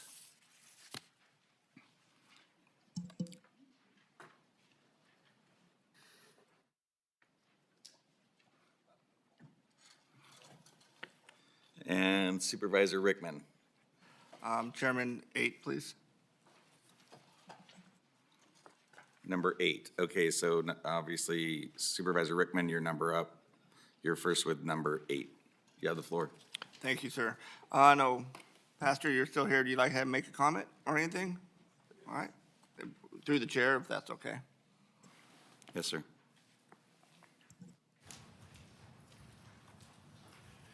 Thank you. At New Creation Bible Fellowship, like I shared earlier, our motto is to share Christ's love in tangible ways. And one of the ways that we do that is through our food pantry, our 5 loaves and 2 fish food pantry. We are a service provider for the city of Tracy. We support the Boys and Girls Club of Tracy. We are a vendor for the Tracy Unified School District. And we've adopted Jacobson Elementary School. And what we do at Jacobson is we distribute grocery boxes weekly to families. And 1 grocery box can feed a family of 4 for like 3 days. We began this during the pandemic when the government was giving funding and we were distributing 240 boxes every week. After the pandemic, we because of funding, we dropped down to 125 every week. And we do this twice a year. We do it in the spring and we do it in the fall because we don't have the manpower nor the funding to do it for the entire year. The school district would love for us to do it for the entire year, but we just can't because of funding and manpower. And currently, the past several years, we've been distributing 80 grocery boxes every week. Unfortunately, we partnered with 2 organizations and they decided not to support us because we were doing too good. And that was their response, is that because I have a captive audience, I have a school, and so I don't have to look for clients, they're already there. And we do a drive-through where we just sit out in the parking lot and the families just pull up and we give them grocery boxes. There's no sharing of faith or anything of those that matter. We just want to meet the needs. There's many families that are hungry, and the funding will help us to resume providing resources to Jacobson Elementary School. We do other things. We help with PG&E, we help with rent, but our main thing is providing food for families. And so this funding will help us to restart this so we can be a blessing to all the families at Jacobson Elementary School. We also support the Boys and Girls Club. I served on their board for 8 years, and so we've adopted them also. And so we try to help families that are in need, in crisis, but we want to share Christ's love in tangible ways. Just not tell them that God loves them, but demonstrate it through acts of kindness. And so your approval of this funding will help us to continue to be a blessing to individuals that are struggling. Thank you. Perfect. You still have the floor, Supervisor Rickman. Thank you, Pastor James. You do a great job, and it's my pleasure to help you out as much as I can. So keep up the good work. You have my phone number, so if you need something, just give me a holler. Thank you. Thank you, Chairman. I'll yield my time. Any other questions or comments from the board members? Seeing none, thank you for helping. I mean, it's hard for people to make ends meet. I mean, now look at the eggs, with the eggs going through the roof, $5 to $10 and everything, all the cost of all the goods. So anything that you could do to help in the community is greatly appreciated. So thank you. Okay, we're going on to number 9. So when we do that, are we going to call for a separate vote at the end? Or do you want to vote on consent? No, I would suggest that you motion to approve the consent calendar as amended. When we get through, after we're done. Okay. Exactly. All right, okay. So does anyone have any questions or concerns about number 9? Did you want to say anything to this about what the plans or just that we're leaving it open till, okay. We're going to leave the application process open through February 7th? Is that the plan? That's correct, Chair.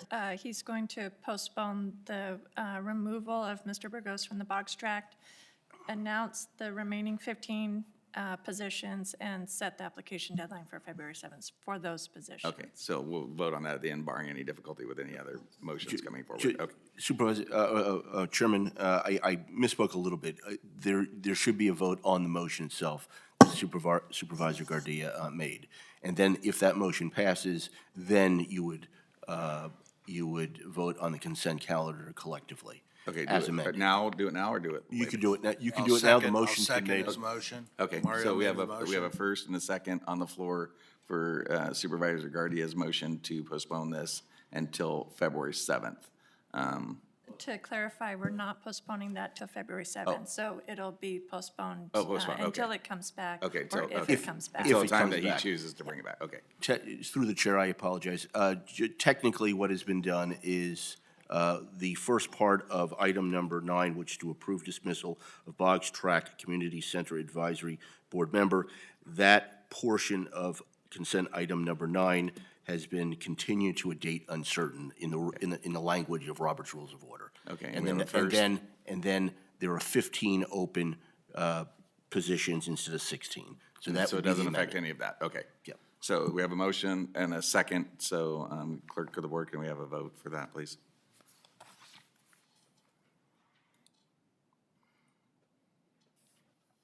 Motion passes 5-0. Perfect. So moving on to number 11, Supervisor Ding, please. You have the floor. 11 is mine. Oh. Who has 11? 11 is mine. Oh, I'm sorry. All right. Thank you, sir. I apologize. No worries. Vice Chair Dollywall. Sandy, do we have anybody from Health and Human Services? Yes, they are coming down now through the chair. Thank you.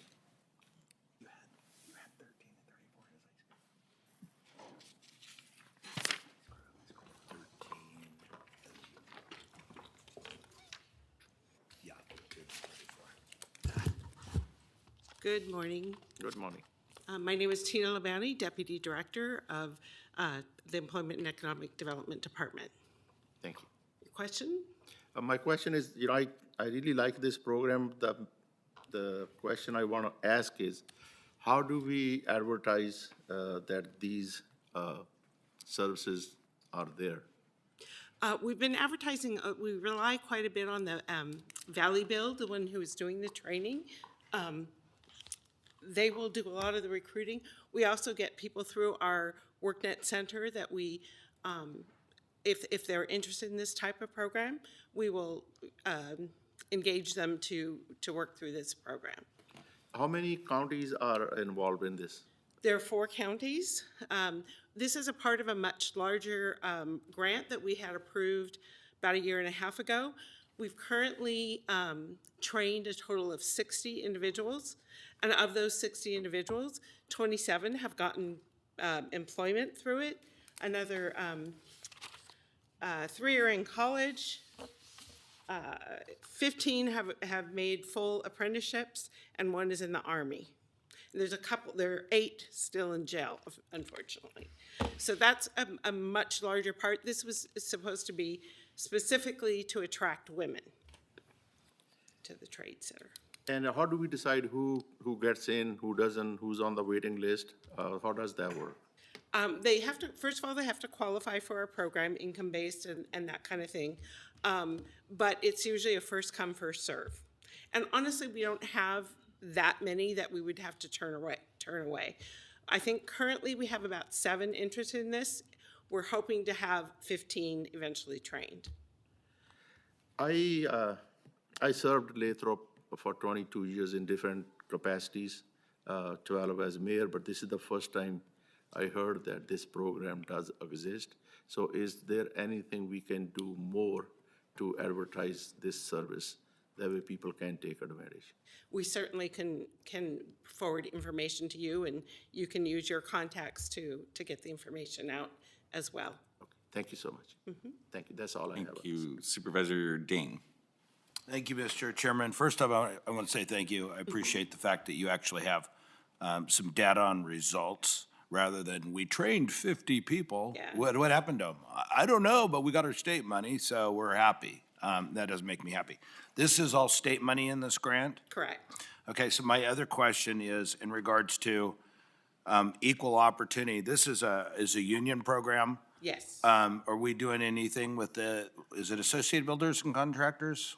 Pardon me? What's the non-union?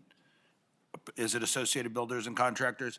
So how do we, so then we're, on equal footing because there's 2 separate programs. Have you been working with them as well? So on or you're not even aware of it? We are aware of that. Okay. We do work with their program. Is there state funding for that too, or is it only for the union-based programs? I honestly don't know the answer. If you to could find that question. out, I'd Okay. appreciate it. Okay. Thank you, though, for the data. I really appreciate that. Thank you. Any other questions, concerns? Any more comments from you guys? Are you good? No, we're good. Thank you for coming forward. Appreciate it. Thank you. Okay, now, sorry, I got District 3 and District 4 confused, so Supervisor Ding, number 13. Thank you, Chairman Villapudua. Oh, excuse me. What number are we on? 13. You did 13 and 34, correct? Hello. Good morning. Explain this to me. Okay. Good morning, Chair Canepa, members of the board. I'm Chris Woods, and I have the privilege of being your Human Services Agency Director. The Cultural Brokers Program is intended to address disproportionality in the child welfare system. So throughout the state, this is not just a purely San Joaquin issue, but throughout the state, there is a disproportionate number of African-American youth represented in the child welfare system. So for example, in San Joaquin County, 7% of youth under the age of 18 are African-American. Yet 22.7% of our youth in the foster care system are African-American. They're disproportionately represented in the system.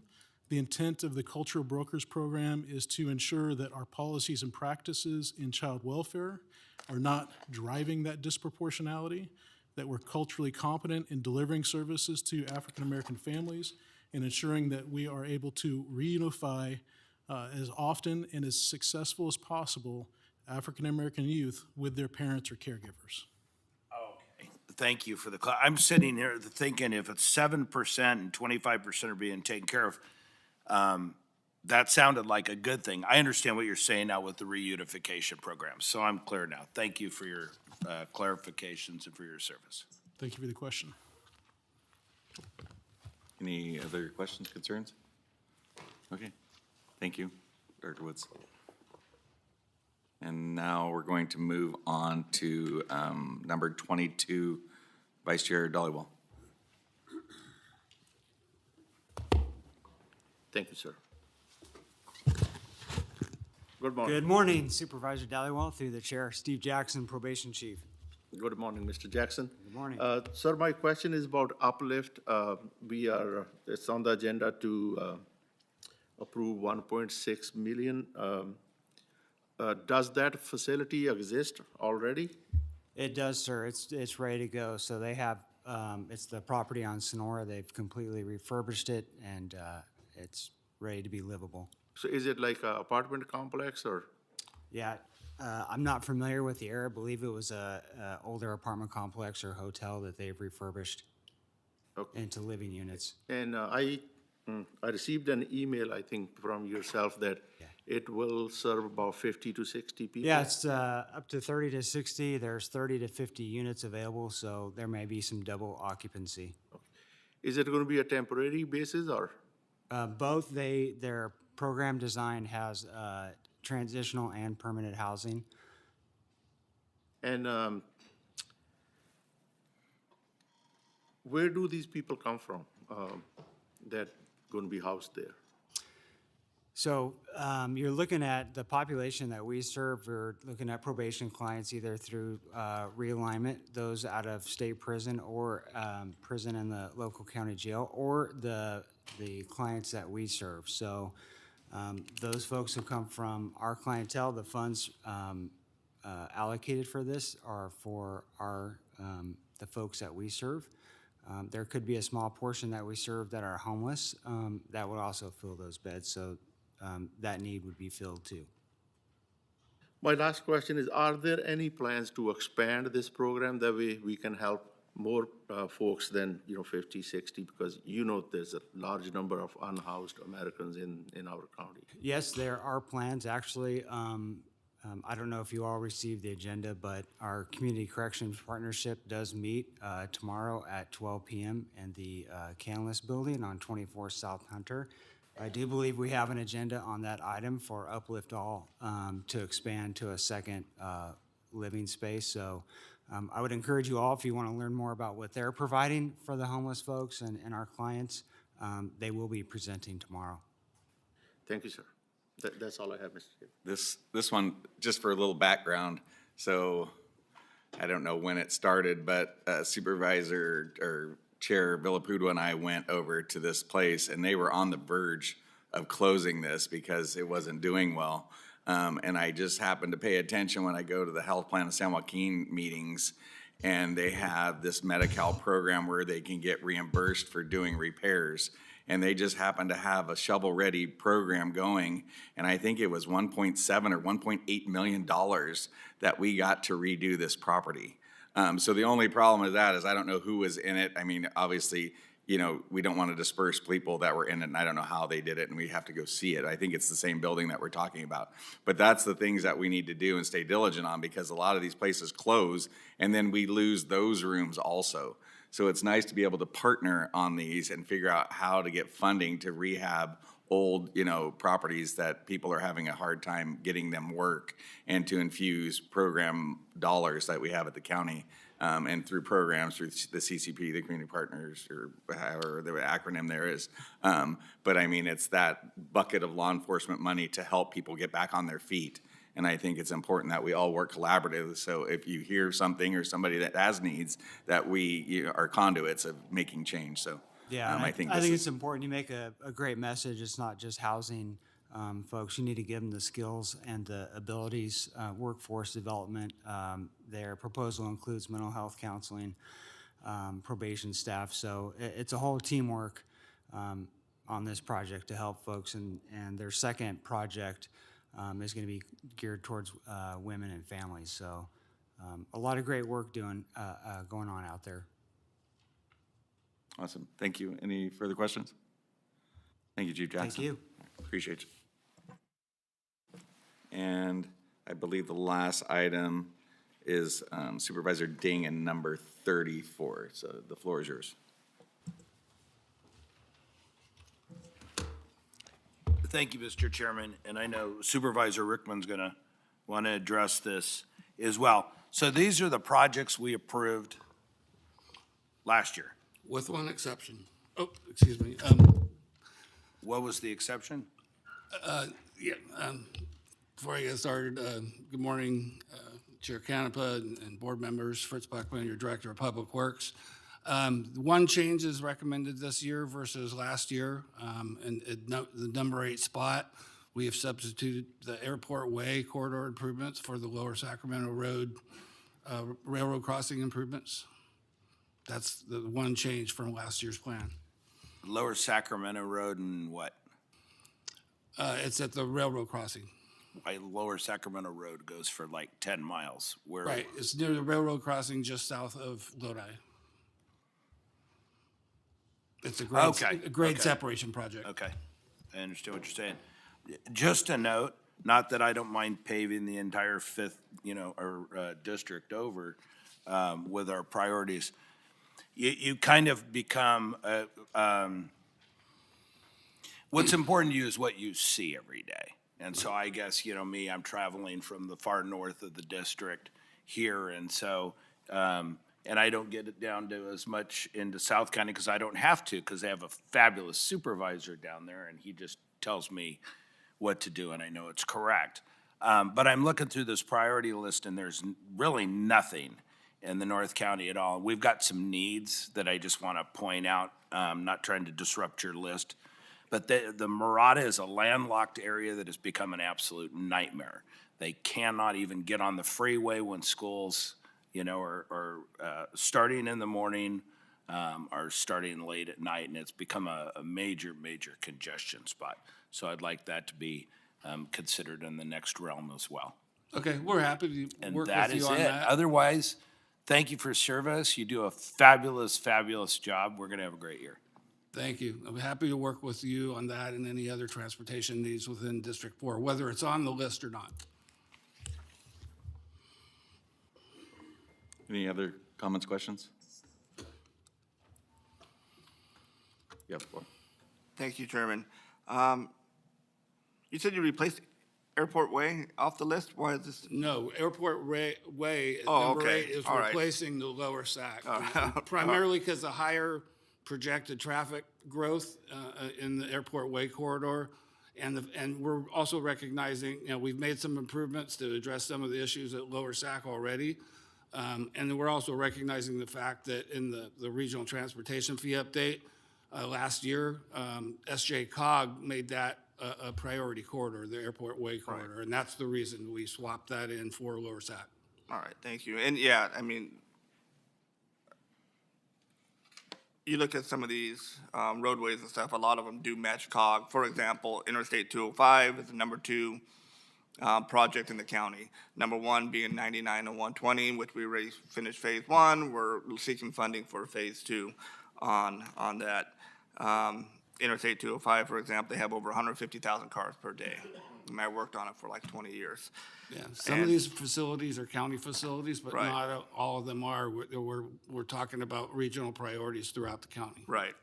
My question was, just to make sure it didn't slip in there, the 11th Street corridor, no roundabouts. We have not committed to roundabouts. We defunded it last year, so it's not on there, right? We've not, there's no reference to roundabouts I anywhere was on just the making list. sure, And we have not committed to roundabouts, and yes, one more year, I will pinky swear that that's the case. No, thank you. And, it's not one of our priorities, but, when we on COG, when we go to Washington DC or on this board, how we go as a board.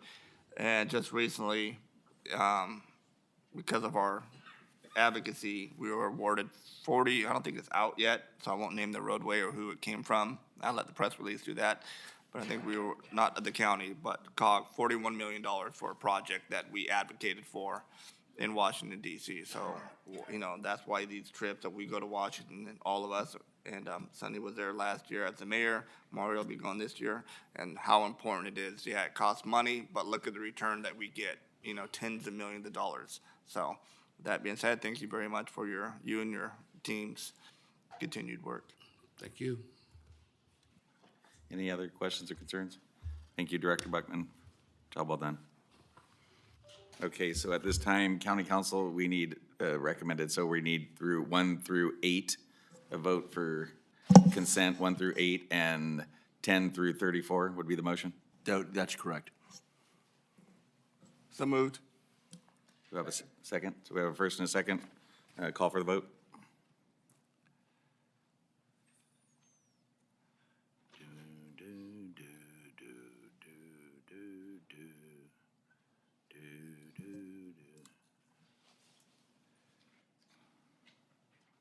Okay, the consent agenda passes 5-0 with number 9 as a separate vote. Is that adequate? That's correct. Number 9 passed as amended. Okay. Now, are we recessing to closed session, or do we want to have our hearing? Closed session is not till 11:30. Okay, We've got so we outside could do- counsel. We'll do the hearing? Correct, Public yep. hearing? Okay, so at this time, I'm going to close our regularly scheduled meeting and open the sale of county exempt surplus property. So it's, the time is 10:50 and set for the bid opening for the sale of county surplus exempt real property located in Stockton, California, and comprised by assessor parcel number 143-110-05. Will the General Services representative please give the staff report on this item?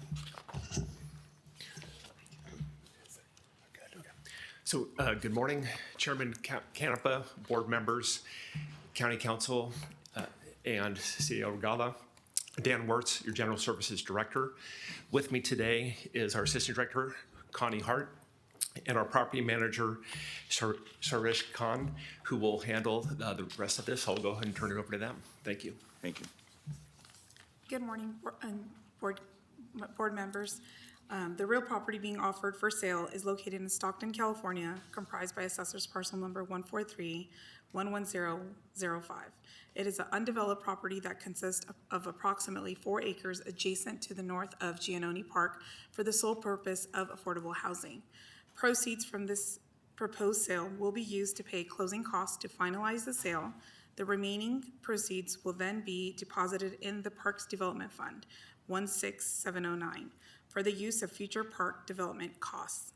On November 12, 2024, your board approved a declaration that county-owned property is surplus exempt and a resolution of intent to sell the property. The resolution established an as-is sale with no minimum price sets, no contingencies, and established the procedural framework for the interested parties to participate in the bid process. Notice of the resolution was posted and advertised in accordance with Government Code Section 25528, including information regarding the written and oral bid process. Additionally, the resolution sets today's hearing as a time and place for the opening of the written bids and conducting of oral bidding for the proposed sale. Chairman Canepa, this concludes my report. Thank you. So the next part is, Madam Clerk, to open all written bids that have been received. Thank you, Chair. I declare that there were no written bids received. Therefore, I recommend to the Chair that you declare the minimum oral bid be set at $10,000. I have Okay, so minimum oral bid is set at 10,000. Supervisor Ding has a question. Thank you. You said this property was adjacent to Giannone Park? Yes, that's accurate. It was subdivided off of Giannone Park. It's the unused portion, 4 acres to the north, correct? That had not been developed as a park. And your board previously approved subdivision of that 4 acres for the purpose of selling as surplus exempt. Okay, before selling it, has it been explored about adding it back to the park? Not really. At this point, we've owned this parcel for many, many, many years, and that's never been part of the plan. And as you know, we were approached by members of the development community and the idea about potentially selling it as surplus exempt for the sole purpose of affordable housing. And so based on that and direction from your board, we move forward with the subdivision and now this action today.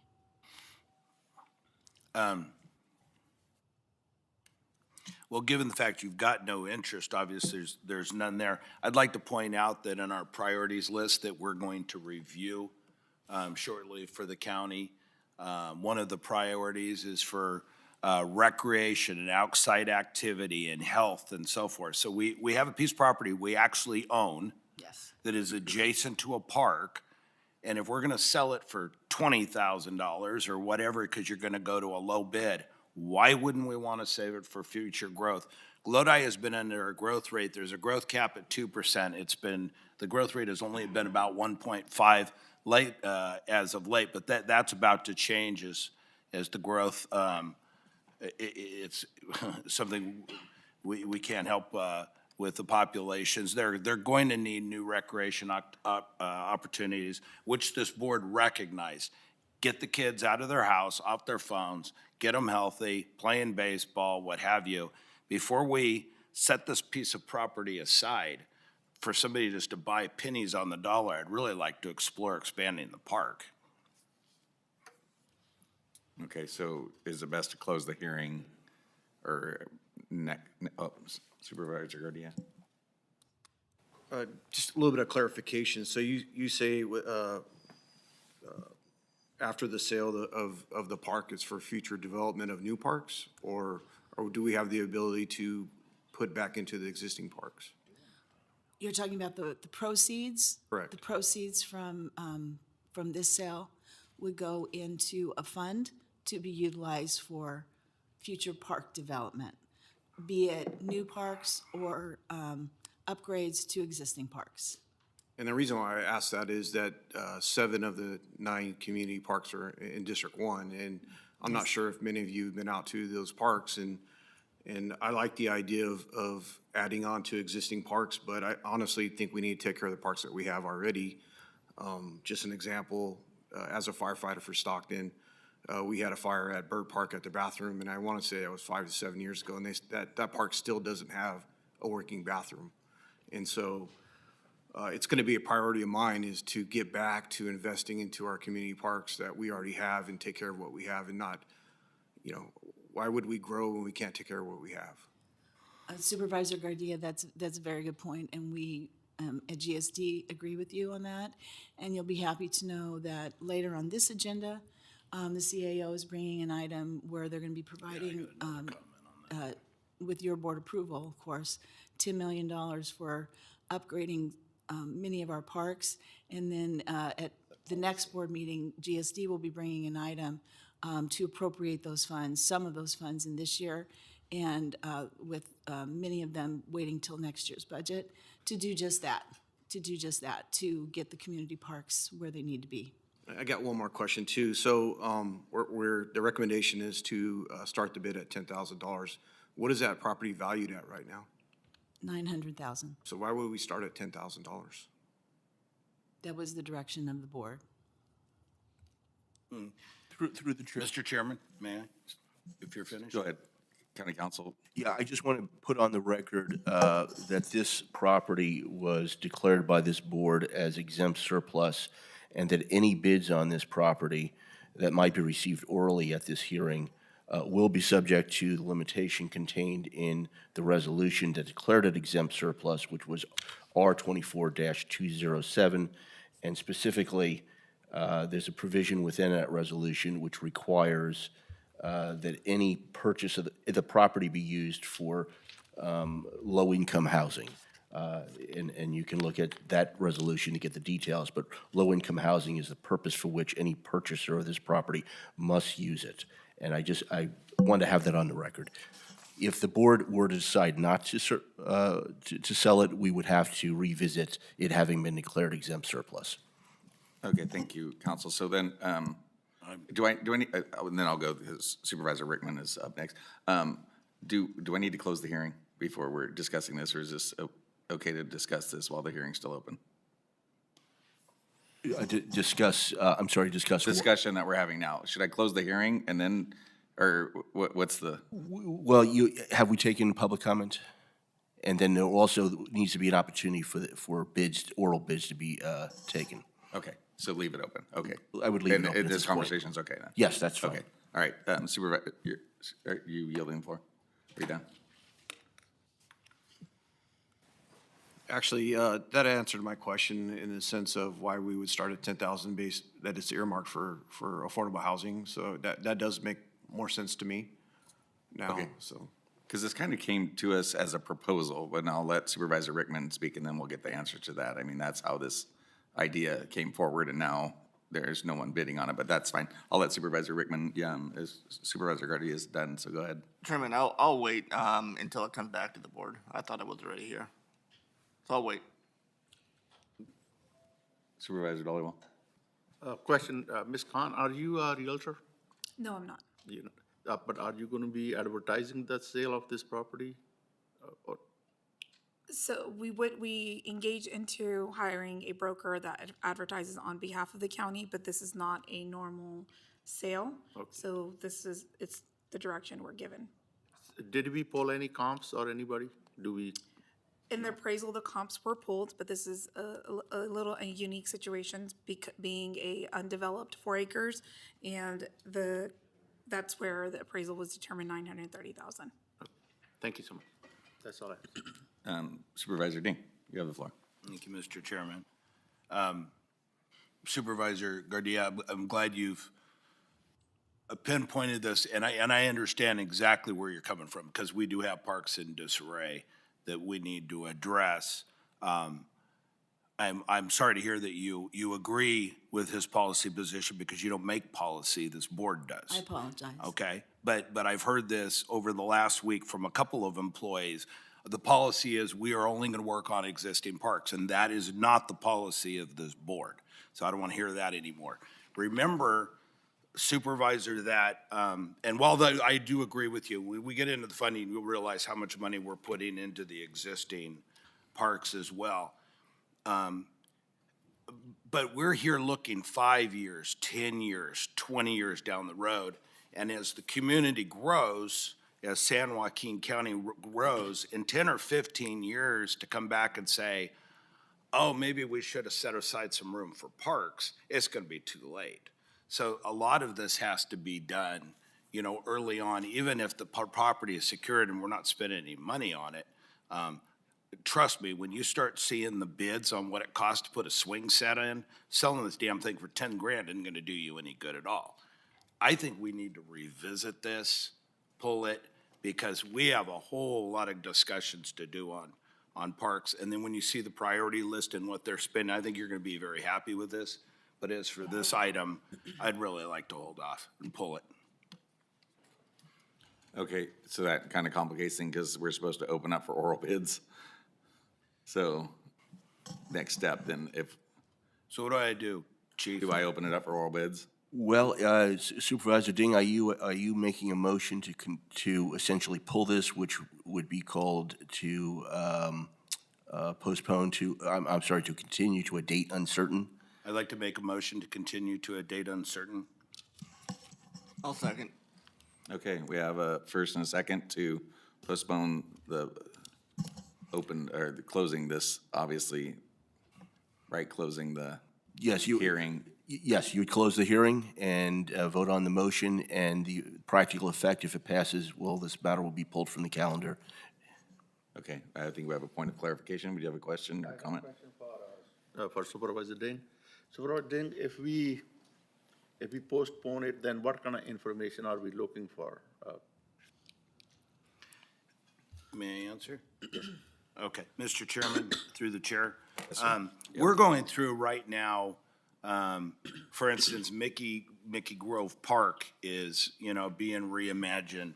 Supervisor Rickman's district, under his leadership, is getting some of the biggest park enhancements that's, you know, ever occurred. You've got Stockton, especially on the south and east side, that has been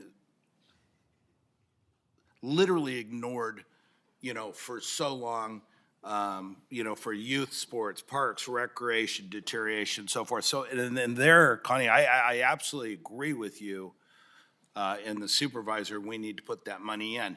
But when you're talking, it's just too easy to sit here and go, for instance, on this 4 acres, just let it go.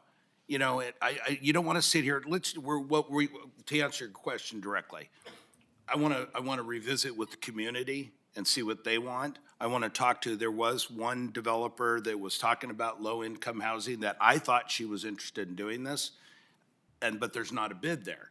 So there's some unanswered questions. I'd rather not flip a coin here. Let's get the answers we need before we move forward. Thank you, sir. That helps. Because just as a little background, I mean, that's how this did come. There was an idea to split this off and then how to procure the property. I mean, it's not easy doing affordable housing just because of the cost, you know, up front. And I think that's kind of the obstacle of what we're seeing here. So Supervisor Gardia, do you have a question? Are you done, Vice Chair? I'm done. Okay, thank you, sir.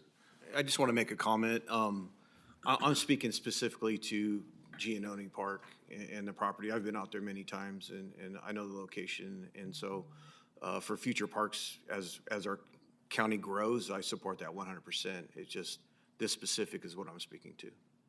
Okay, perfect. So, I mean, basically, we listened to the community, and there was a need, and we thought we were going down that road, and now things have changed, and now, obviously, there's not a bid. So, at this time, we have a first and a second, so I will call for the vote to set this to a date uncertain.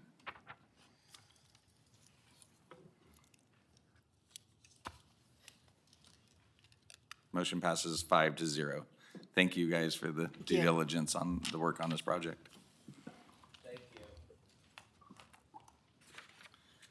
Okay. Moving forward, so we have another hearing. So I got to close that one. What other protocol for that hearing? That's done now. The hearing is done, so I close that and reopen the board meeting for a minute to open for another hearing.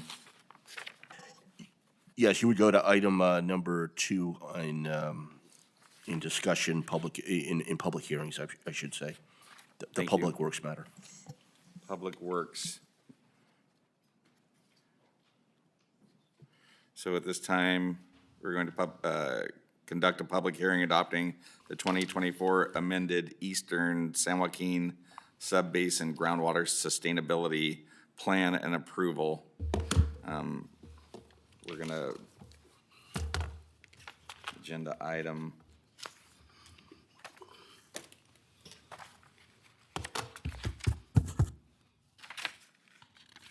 What agenda item do we have this under? This is public hearing number 2. Public hearing number 2. So you have the floor. We're going to call the hearing open. Good morning, Chair Canepa and board members, and welcome to Supervisors Gardia and Dollywall. I'm Fritz Buckman, your Director of Public Works. The item before you is a public hearing to consider adopting the 2024 Eastern San Joaquin Subbasin Amended Groundwater Sustainability Plan and first periodic evaluation. At this point, I'll turn the presentation over to Deputy Director Alex Chetley. Thank you and good morning.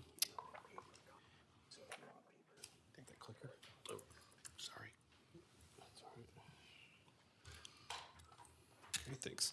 First, I'd like to give a little background on the Sustainable Groundwater Management Act, or SGMA.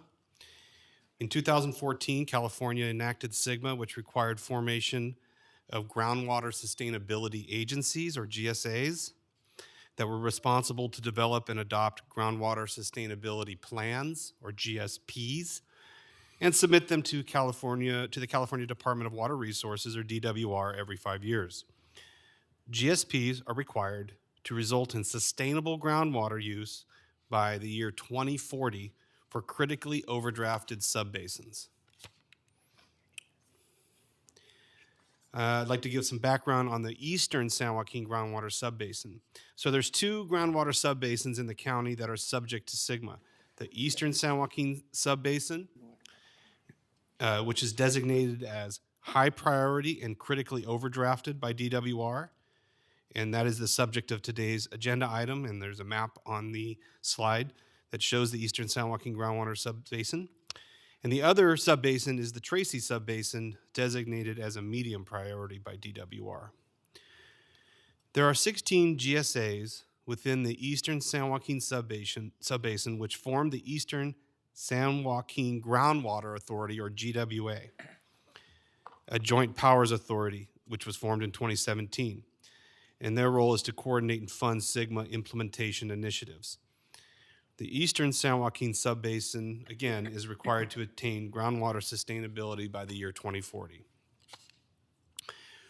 The county governs 2 GSAs in the Eastern San Joaquin Subbasin. County GSA ESJ1 consists of areas in the subbasin lying outside other potential GSAs, such as a water district or a city. And that's shown in blue on the slide.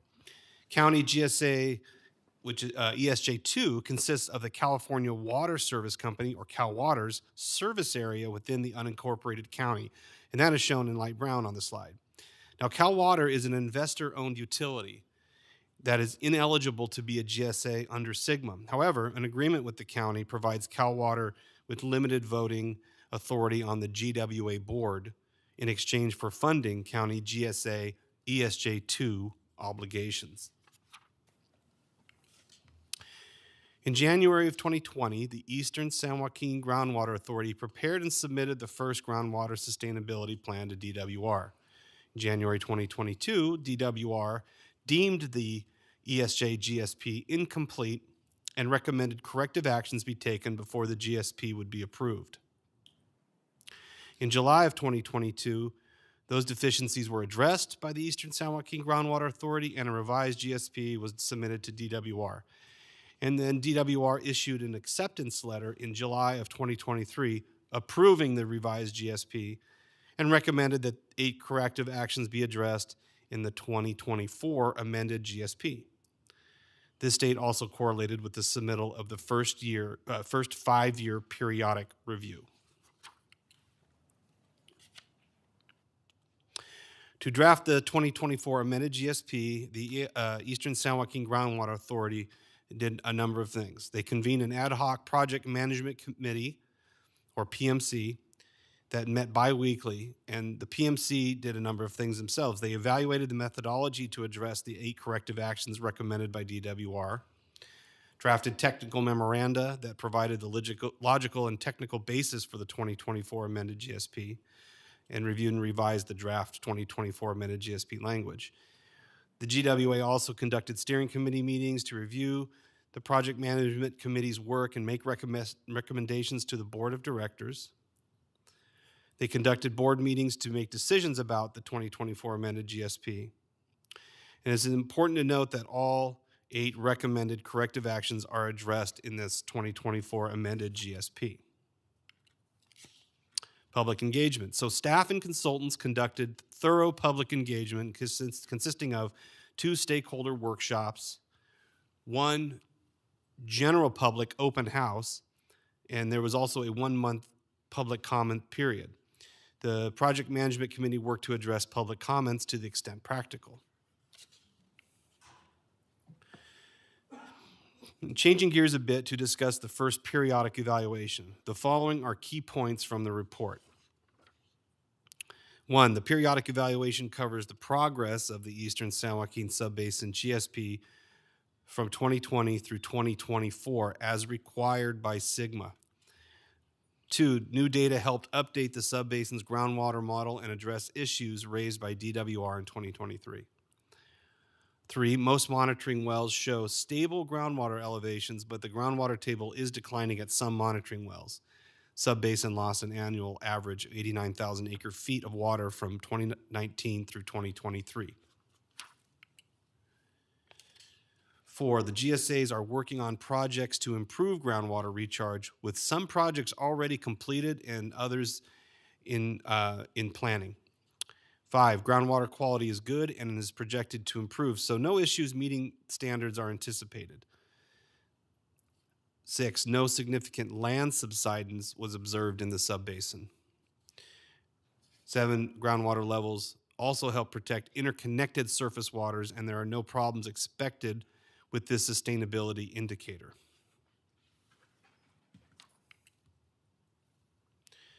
Regarding the 2024 amended GSP and first periodic evaluation adoption process, on December 11th, 2024, the GWA board accepted the amended GSP and first periodic evaluation and recommended that the GSAs adopt them. All 16 GSAs are currently in the process of adopting the amended GSP and first periodic evaluation during public hearings. The deadline for all 16 GSAs to adopt the amended GSP and first periodic evaluation and for the GWA to submit them to DWR is January 29th, 2025. At this point, I'll turn it back over to Director Buckman. Chair Canepa and board members, this concludes our presentation. After conducting a public hearing, staff recommends that the board considering adopting the 2024 amended Eastern San Joaquin Subbasin GSP and approving the first periodic evaluation on behalf of county GSA's ESJ1 and ESJ2, and also authorize Eastern San Joaquin Groundwater Authority, its staff, and consultants to submit the amended GSP and first periodic evaluation to DWR by the January 29 deadline. Staff and I are available to address any questions you might have. Perfect. I made a mistake and opened the hearing a little early, so this is one of those kind of quirky things where there's not a lot of funding for the mandates, correct? I mean, and Supervisor Rickman sits on this and I am the alternate, and it is not easy to understand. I mean, and I get the whole overdrafting, and a lot of people use groundwater and rejuvenation, and I think this is important, and a lot of people have put a lot of work into getting ready for this deadline. So Supervisor Rickman, you can have the floor. Thank you, Chairman, and thank you both. And as you mentioned, I mean, the deadline's here. I mean, we have to approve it, and what happens if we don't approve it? If we miss a deadline or the amendment is deemed inadequate by DWR, they could place us on probation and ultimately intervene and start, placing fees and restricting pumping and doing other things. The state could intervene and into our groundwater management, which we want to avoid at all costs. That's not a good thing for us. Right, no, absolutely. So I just wanted to make that clear. I mean, hey, we all talk about local control. Last thing we want to do is some bureaucrats up in Sacramento dictating to us how we, pump our water. Being on the board or the chair for the last year or two, getting all 16 GSAs, I mean, that says something right there. Everybody's, happy with the project. And so a lot of work has been done with it. And, one of the frustrating things, and Supervisor Dollywall, I understand you're going to be the new representative from this board. So, and you will see that, if you look at the history of this, I mean, you reach a goal, and it's typical state of California. You reach a goal, and all right, we're there. And what do? They push the goalpost out even farther. So we're always, playing catch up. You mentioned money. You're absolutely right. One of the big issues is the state comes in with more requirements that weren't there, the prior year, in which we would, save the GSAs would save the money for, cost us even more money. So it's frustrating. Even with all those things that the state put the roadblocks in or moved the goalpost, we're able to reach this point where we're at here. And if you looked at the PowerPoint, we are in good shape. And so, with that being said, I mean, Supervisor Dollywall, you're going to have a lot of fun with this. And but no, I mean, I appreciate working with you both and all the GSAs and everybody that's involved. We have some, Brandon, for example, very, very, very smart individuals that are on that board who do one heck of a job, who are actually out in the field, who actually sees, the product of, what's going on here. So with that being said, I'll yield my time, Chair. Thank you. Did you have? Yeah, I just comments? have a comment. Supervisor Rickman, when I was a council member with City of Lathrop, I served on Water Advisory Commission. So I have some idea going in, but every day teaches you something new. So I know it's going to be fun and it's going to be challenging. All you need is his phone number. I got it. So thank you, sir. Through the chair, welcome to the madness. Yes. Thank you. Thank you. So at this time, we will open for public comment, the hearing. Oh, sorry, I didn't see that.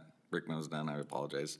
Do you want to speak now, or do you want to wait till after the public? I'd like to speak. Okay, Supervisor Ding, I apologize. No, I wasn't looking at my screen.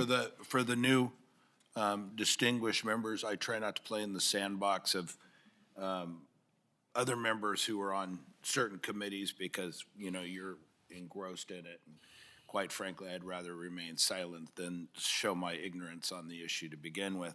I only have one question. You mentioned Cal Water, and I'd really rather not hear about this after hours from somebody I might know over there. Did they take a position on this, or are they involved in this? I just heard Cal Water. Yeah, they're on board. They have a seat on the Groundwater Authority Board. That's the arrangement we have for them in exchange for taking on the financial obligations of the GSA in their service area in the unincorporated county. They get limited voting rights on the board. The GWA took action on the plan and recommended that all the GSAs adopt it, and Cal Water is represented on that board. Thank you. Thank you. So at this time, we consider to open the hearing, and now we've opened it 3 times. If anybody in the public would like to come and speak, I'm beating up this gavel. So anybody from the public wish to speak on this matter? Seeing none, we'll close it and come back to the board for. Yeah. There you go. Closed all 3. This was blind leadership over there with Richard. So All right, so the public hearing is now open. The public hearing is closed. After public comment, ask the board members, call for a motion and a second. Would be the Chair, next call I'll make order. a motion to approve. Have a second? Sonny? All right. Can we have a vote, please? First and a second. So the motion passes 5-0 for the groundwater sustainability plan. So we are good to go on that one. And we're on schedule. Thank you. Through the chair. I don't know if you want to break now. I think we're scheduled to go into closed session at 11:30, and that's almost upon us. Or you could push ahead Okay. and do one more item. Okay. Yes. So at this time, we will break for closed session, and do you have any announcements? Yes, I'm anticipating there may be an announcement coming out of closed, and it probably will last about an hour. Okay, so at this time, we will break for closed session, and we will return, what time are we guesstimating? I would estimate 12:30 optimistically. Okay, at this time, we'll recess the board meeting at 11:25, and we will try to be out by 12:30 to finish the remainder. Thank you.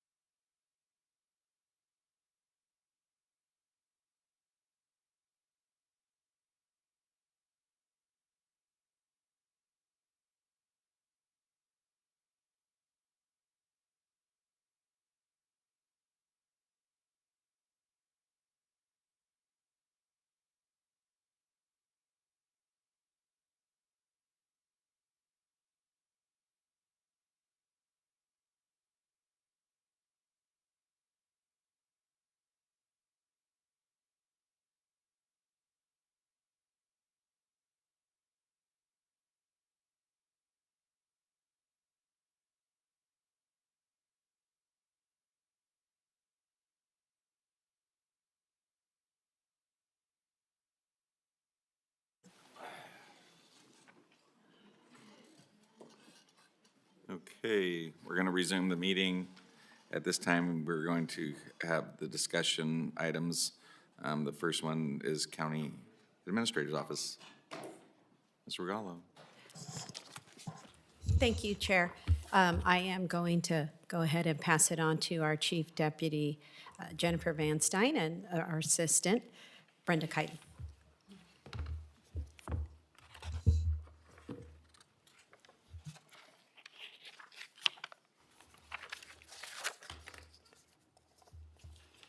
Thank you. Thank you, Sandy. Good afternoon.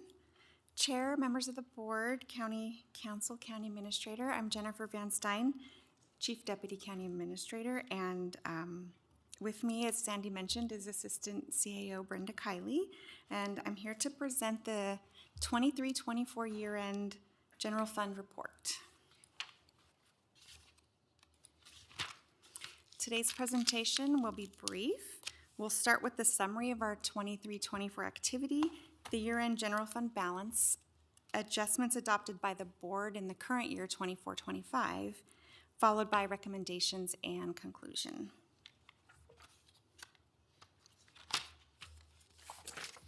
In 23-24, general fund departments ended the year with expenses roughly $188 million under budget and revenue $130 million under budget, resulting in net savings of $57.7 million as compared to budget.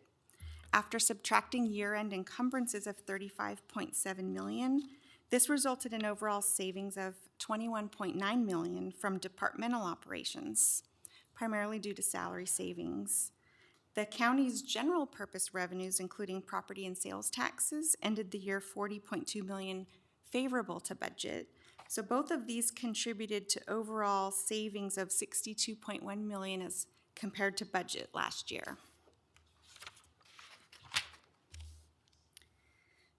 Moving on to fund balance, in July 2023, we started with a general fund balance of $210.9 million. Through department operations identified on the previous slide, about $1.3 billion was spent and $1.2 billion was earned through department operations and from general purpose revenues. Ending balance on June 30, 2024 was $119 million. This year-end position was reduced by those encumbrances that carried forward of $35.7 million. The resulting available fund balance was $83.3 million. Bless you.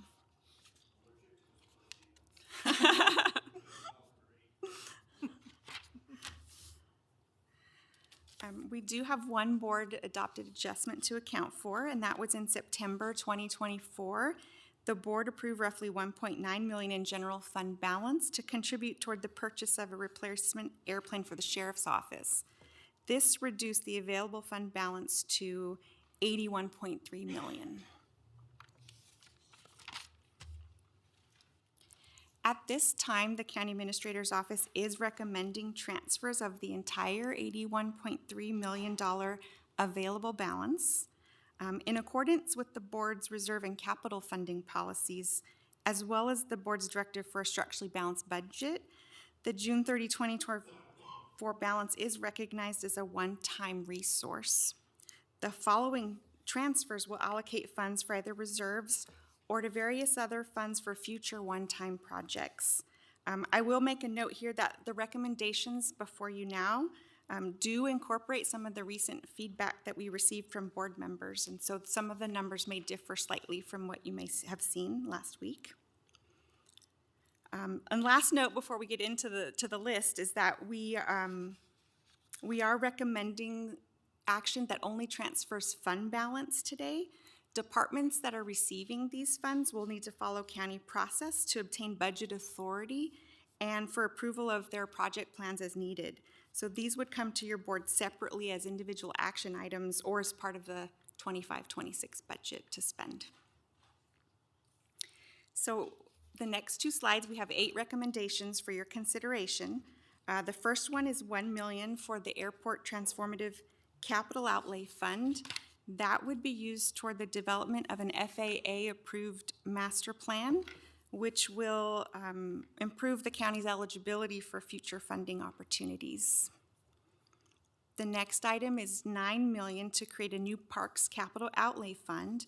This will be used for master planning effort, for security enhancements and irrigation infrastructure improvements for our parks and the regional sports complex, and for Phase 3 of the South County Regional Park. The next item here is $1 million to create a new Mickey Grove Zoo Capital Outlay Fund, and that would also be used for master planning and for future zoo project costs. And last on this slide is $5 million to the County Systems Automation Reserve Fund in order to set aside monies to replace the county's telephony systems, components of which are nearing end of support. The next two recommendations that you see here, to transfer $2 million to the Economic Development Reserve and $10 million to the General Reserve, would restore funding that was used in April 2024 when the board approved a $26.2 million investment to fund airport transformative improvements. The third item here is $11.1 million recommended for the Contingency Reserve Fund. And this has to do with the board policy, which currently sets this fund at 5% of the county budget. We're recommending this transfer to increase that reserve to the full amount of our department's adopted spending authority. What we used in the adopted budget, which was consistent with past practice, was to use appropriations, which is a slightly lower amount because the appropriations represent expenses less cost reimbursements. So we do consider the higher amount to better reflect the board's reserve policy. And if approved, this would increase the reserve from $130 million to approximately $141 million. And then lastly, the remainder of the year-end balance is recommended for the Capital Outlay Fund. Contributing unprogrammed one-time funds will help offset future capital costs that were identified in the board-adopted 5-year capital improvement plan. And that concludes my presentation. Department heads and CAO staff and I are available to answer any questions. Perfect. Questions, comments? Yes. Supervisor Ding. I have to press my little button there to speak. You're fine. Supervisor Ding. I've got some questions for Connie on this. And this is what we were talking about, Supervisor Gardia, about one, they're all pretty much for upgrades within existing parks. Am I correct in saying? That's correct, yes. Because she does recognize, I mean, the problems we have, and he had a specific question about bogs. Okay. And then, but anyway, I thought you could address that. And then the other thing I need to apologize to you. I didn't mean to sound so sharp. I was just, No. I was just trying to make a point about planning in advance, so please don't take that personally. I think you do a fabulous job. Thank you. On the zoo, considering the conversations we've had, if you could just clarify the outlay fund. But so one, I want to talk about existing parks and then the outlay fund. Okay. Well, obviously, the CAO had let us know that these funds would be coming into these two new funds. And so next board meeting, as Jennifer said, the department will be bringing forward an item to request appropriation of $1.37 million of that $10 million. Oh, so we in don't this have fiscal actually a year. list park by park yet, We will. but not yet. No, We don't, okay. you haven't approved it, but I know what we're gonna be asking. Oh, okay. Shut up, Steve. That's what you're supposed to say. Okay. So we've identified 9 of the community parks that have been hardest hit by vandalism, graffiti, theft, illegal dumping. Those parks are Boggs Tract, Eastside, Garden Acres, Giannone, Kennedy, Larch Clover, Madison, Taft, and West Jackson. Primarily in Supervisor Gardia's district. I believe 7 of the 9. are in his district. This fiscal year, we want to take care of securing the parks. Before we can do a lot of improvements, we need to secure them. So that's the almost 3.4 we're going to be requesting appropriation increase in this fiscal year budget so we can secure the parks, primarily through fencing, additional security lighting, and with our already existing appropriation, security patrols of those parks. Then next year's budget, 25-26, we plan to appropriate most of the rest of this $10 million for things like putting in restrooms. We're looking at the smart restrooms, self-cleaning, access-controlled restrooms in these parks, as well as irrigation upgrades and that kind of thing to beautify the parks and and bring them back to the community. Because right now, many of them don't even have restroom facilities, so community members oftentimes can't use them. So we've recognized all of the work that needs to happen in primarily these 9 parks, as well as we have some things for the regional sports complex we want to do, and some vehicles and other things that we want to purchase for the community parks. With regard to the zoo, we're looking at funding the initial site survey to put in a primate exhibit in the kind of unused aviary area. That's a tongue twister. That when you first walk into the zoo, as well as a master planning effort for both parks and the zoo. Did we determine whether the Zoological Society still had that master plan from the past and whether we can use that or go off of that instead of purchasing or doing a complete new? We actually had a conversation with them yesterday, and when you look at that master plan, it's, I believe, from 2008, so it's 15 years old, and more than 15 years old. And I don't think one thing on that master plan has been accomplished. So I think our thoughts in GSD, and I believe the society, I hate to speak for them, but I believe there's an agreement there, at least with the couple members we spoke with, that it makes sense to just start from scratch, start anew, and put together an achievable master plan for the zoo. Okay, thank you.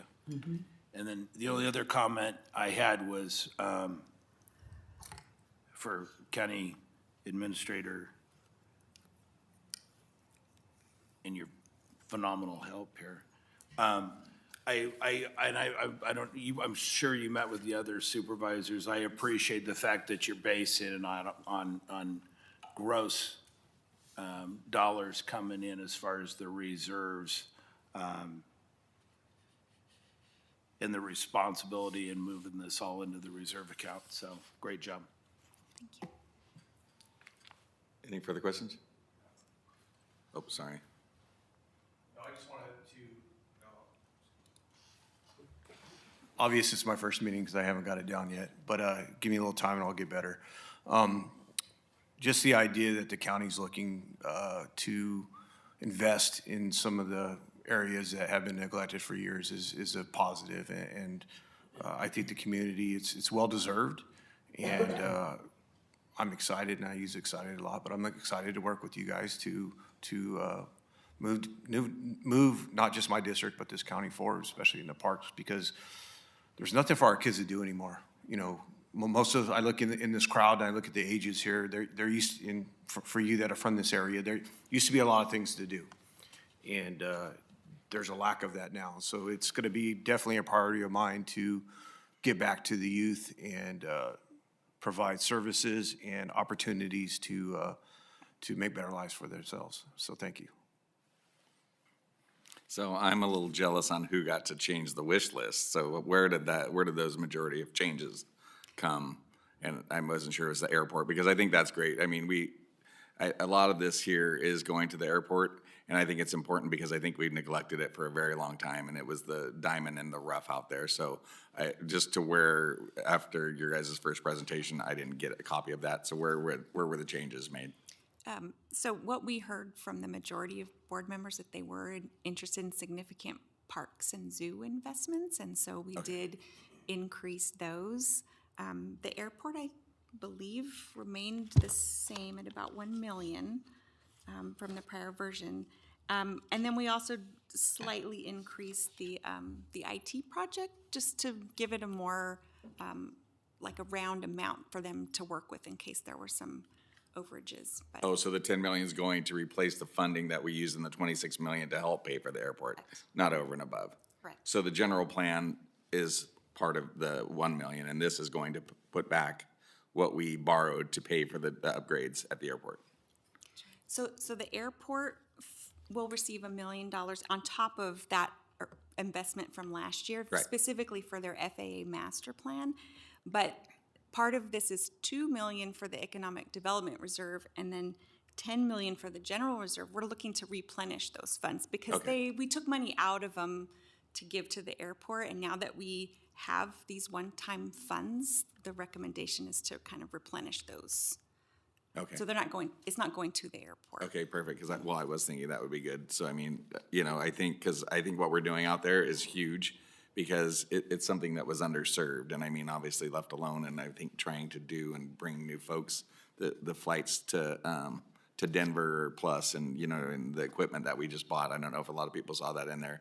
$600,000 to buy equipment so that the people that do come in don't have to have their own. I mean, those are all steps in the right direction for promoting, growth in the county and not having to go to Sacramento or Modesto. And they were actually looking, I saw that there was a post that they were envious of the money that we're spending at the county, and I think it's been long, needed. So I'm glad to see that going there. So thank you for the work that we've done. It's great to have this money that, we can strategically place to make us a stronger financial county and replace the money that we borrowed to do capital improvement projects. So thank you for your guys' help. Any other comments or questions? We're going to open it up for public comment. Anybody from the public like to speak?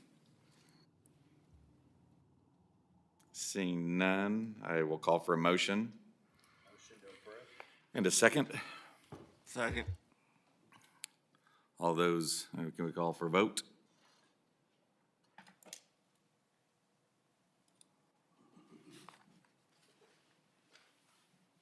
Thank you. Motion passes 5-0.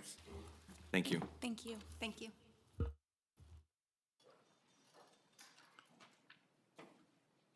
So the next discussion item number 2, accept an update on the 2025 through 2030 Comprehensive Economic Development Strategy for San Joaquin County. That's listed as number 2 in the discussion. I don't know what other.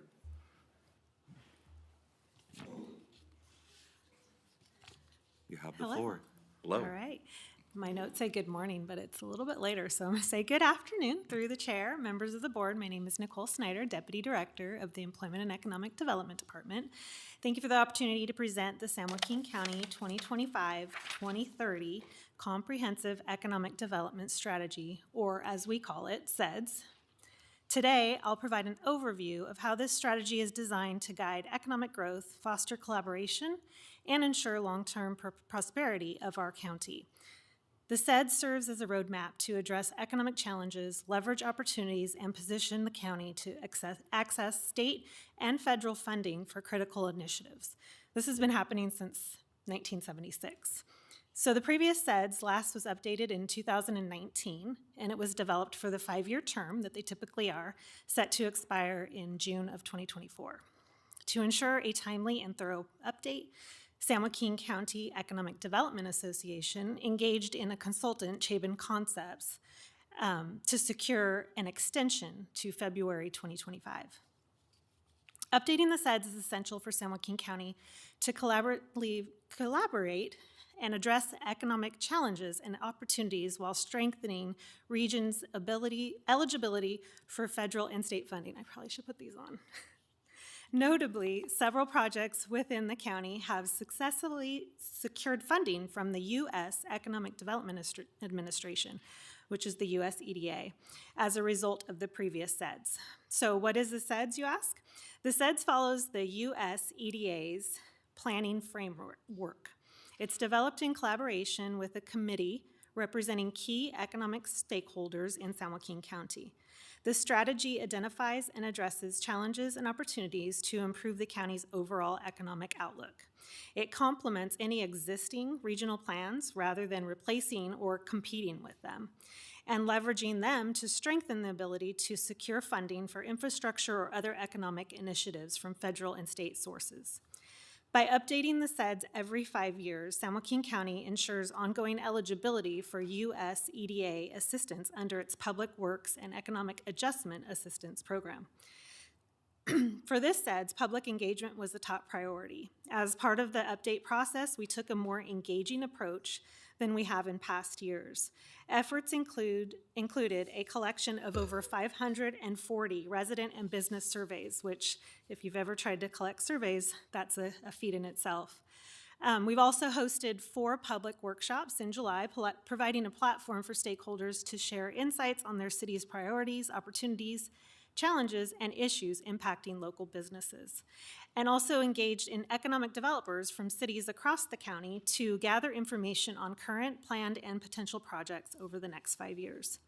So where are we today with the process? As mentioned, we engaged in Chabon Concepts as our consultant to prepare the SEDS in March of 2024 and quickly began the outreach process. The gathered information was used to prepare a draft SEDS, which was reviewed by the SEDS committee on October 18th, 2024, and made available to the public for review during a 30-day comment period, which ended November 18th, 2024. Following this, the San Joaquin County Economic Development Association Board, who is the entity required to approve the SEDS, formally approved it on November 25th, 2024, incorporating all feedback received during the process. The final step involves submitting the updated SEDS to the U.S. EDA for review and approval. Any comments received from the U.S. EDA will be addressed before finalizing the document. So today we are requesting from this board to formally accept the update on the San Joaquin County 2025-2030 Comprehensive Economic Development Strategy and its appendix. Thank you for your time, and I'm happy to answer any questions that anyone has. Perfect. Thank you for doing this. I know it takes a lot of work and a lot of effort to do it, and it's for very interesting reading, but a lot of people, up here are new. So do you guys have any questions or concerns? You're good? No? Well, you get off easy then. End the day, right? So, the recommendation to, so at this point, we will open it up for public comment. Does anybody from the public like to speak? Have any questions? Seeing none, we'll bring it back to the board, and obviously nobody had any, so do we have a motion to accept the report as? So moved. We have a first and second. Call for the vote.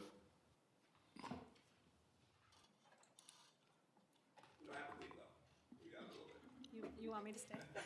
The motion passes 5-0. Now at this time, so we have Board of Supervisors comments and committee reports. Who would like to go first? I just have one. I'm just going to do one in the sake of time. Last night, my wife and I had the honor and privilege to meet a Holocaust survivor, Saul Dreer, whose experience included the Schindler's Factory and several different camps. And he is the founder of the Holocaust Survivors Band, and he's 99 years old, and he still plays the drums. And some of the stories that he had talked about, how his wife and his aunt and his sisters all, died in the camps and stuff. It was just, it's horrifying. And it was very good to hear the community engage, and with a lot of students from the local high school that showed up to hear the story, right? In order for history not to be repeated, we have to recognize, and just want to give a shout out to him. So I'm going to end that there. So thank you, Chair. Perfect. Supervisor Lee? Thank you, Mr. Chairman. I just want to remind, I know our minds are all on LA and our thoughts and prayers are there, but let us not forget about North Carolina. They kind of feel like they've been, lost in that. I'm getting ready to go back to NACO here, I guess in a month and a half, and there's some really important items that I'll be discussing. I'm going to be presenting before the board back there on the 16-bed cap for mental health facilities and children's home and everything to alleviate the cap so we can do more there. The importing of wine juice and tariffs that are primarily hitting our wineries and grape growers in the north part of the county is also on the agenda. Land management is going to be on the agenda, looking back on 4 decades of land management from the Forest Service to grazing permits and how those have all been eliminated and contribute to catastrophes down the road. And then, of course, water policy. We have a huge concern that the new administration and the current governor might be more in line than the rest of us would like on water policy. So we're going to be in the middle of that as well, too. So thank you very much. Thank you. Gentlemen, comments, concerns? Vice Chair. I want to thank my colleagues for approving my Chief of Staff, Angel Sepulveda. Welcome aboard. And I want to thank Sandy and her team and Rochelle. Thank you so much. You've been so helpful for accommodating us. I'm sorry if we were asking too much, too fast. Thank you. Thank you. Vice Chair, I'm sorry, it's Rachel. Sorry, I didn't. Usually don't like correcting people.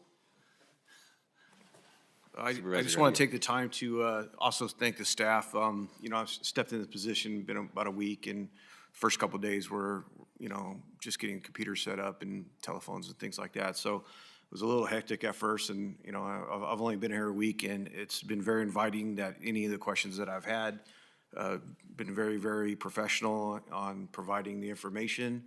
Also to my colleagues, I've been leaning on them a little bit to get me up to speed with some stuff, and also my chief of staff was also supported today with the support of the supervisors and Augustine Telly. He had a doctor's appointment, so he's not here right now, but I'm excited to bring him in as part of my team. He's got a lot of experience as a lieutenant for the Stockton PD and has been involved in a lot of different organizations in this area. So it's going to be good, and I'm excited to bring him upon my team and really the team in the county. So thank you for all your support.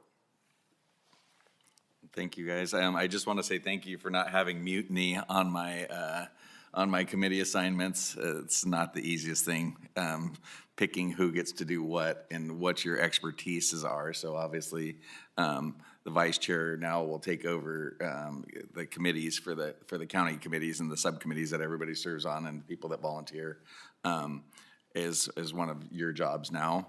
The one thing that we talked about the LA County stuff, and it was really hard because I'm thinking, hey, what can we do is, 8,000 county employees strong. And it's like, you want to give stuff and you want to give stuff. And then it's like the Red Cross said, oh, no, wait, we don't want you to give stuff because it's a logistics nightmare. But I want people to know, obviously money is the best thing, but there's other nonprofits and other folks that are going down that way. So I think it's just a matter of what you can do and how you can do it. Because we mentioned that, hey, well, we can load truckloads. And I mean, obviously the Sikh community did that locally and sent a truckload, and people are going down to feed the frontline people and all the support staff that, are being forced to work, overtime, and all the reciprocal people that we're sending down from our area to help that. And it's just odd. So how do we help? And I mean, I think that's what I reached out to our staff and said, hey, as a county, what do we do? And it's what's in your heart, I think, is what you do. If you can afford to send money, because it's not, everyone says, oh, it's a bunch of rich people. It's a community that's devastated and they've lost everything. And so to say that is just kind of a blanket statement to say, you know what I mean, that they're not hurting just like any other person that's a normal human being, just because they have money, that they're not hurting and lost pictures and photos and their lifelong, possessions. And it's just sad to see that. So whatever we can do as a county and whatever help we can do as individuals in our county, I support that. And I think that's important that we do that. Welcome to you guys. We obviously want you to succeed, having new folks, and welcome to the staff. And I look forward to working with everybody, because I think that's what everyone brings something different to our offices and makes the county a better place to live. So thank you for that. Thank you. And then obviously there's a couple of new positions that need to be filled up on the 6th floor. And I do want to thank Rochelle and obviously Sandy and Ed for, making the transition to help me and teach me all the ins and outs. It's a lot easier just sitting in the seat where I can complain and do things. Now I actually have to concentrate and try to keep on task here. So thank you for having confidence in me to lead the meeting. So with that, I will call for adjourning the meeting until Tuesday, January 28th at 9 a.m. So look forward to all of you being here for that. So thank you.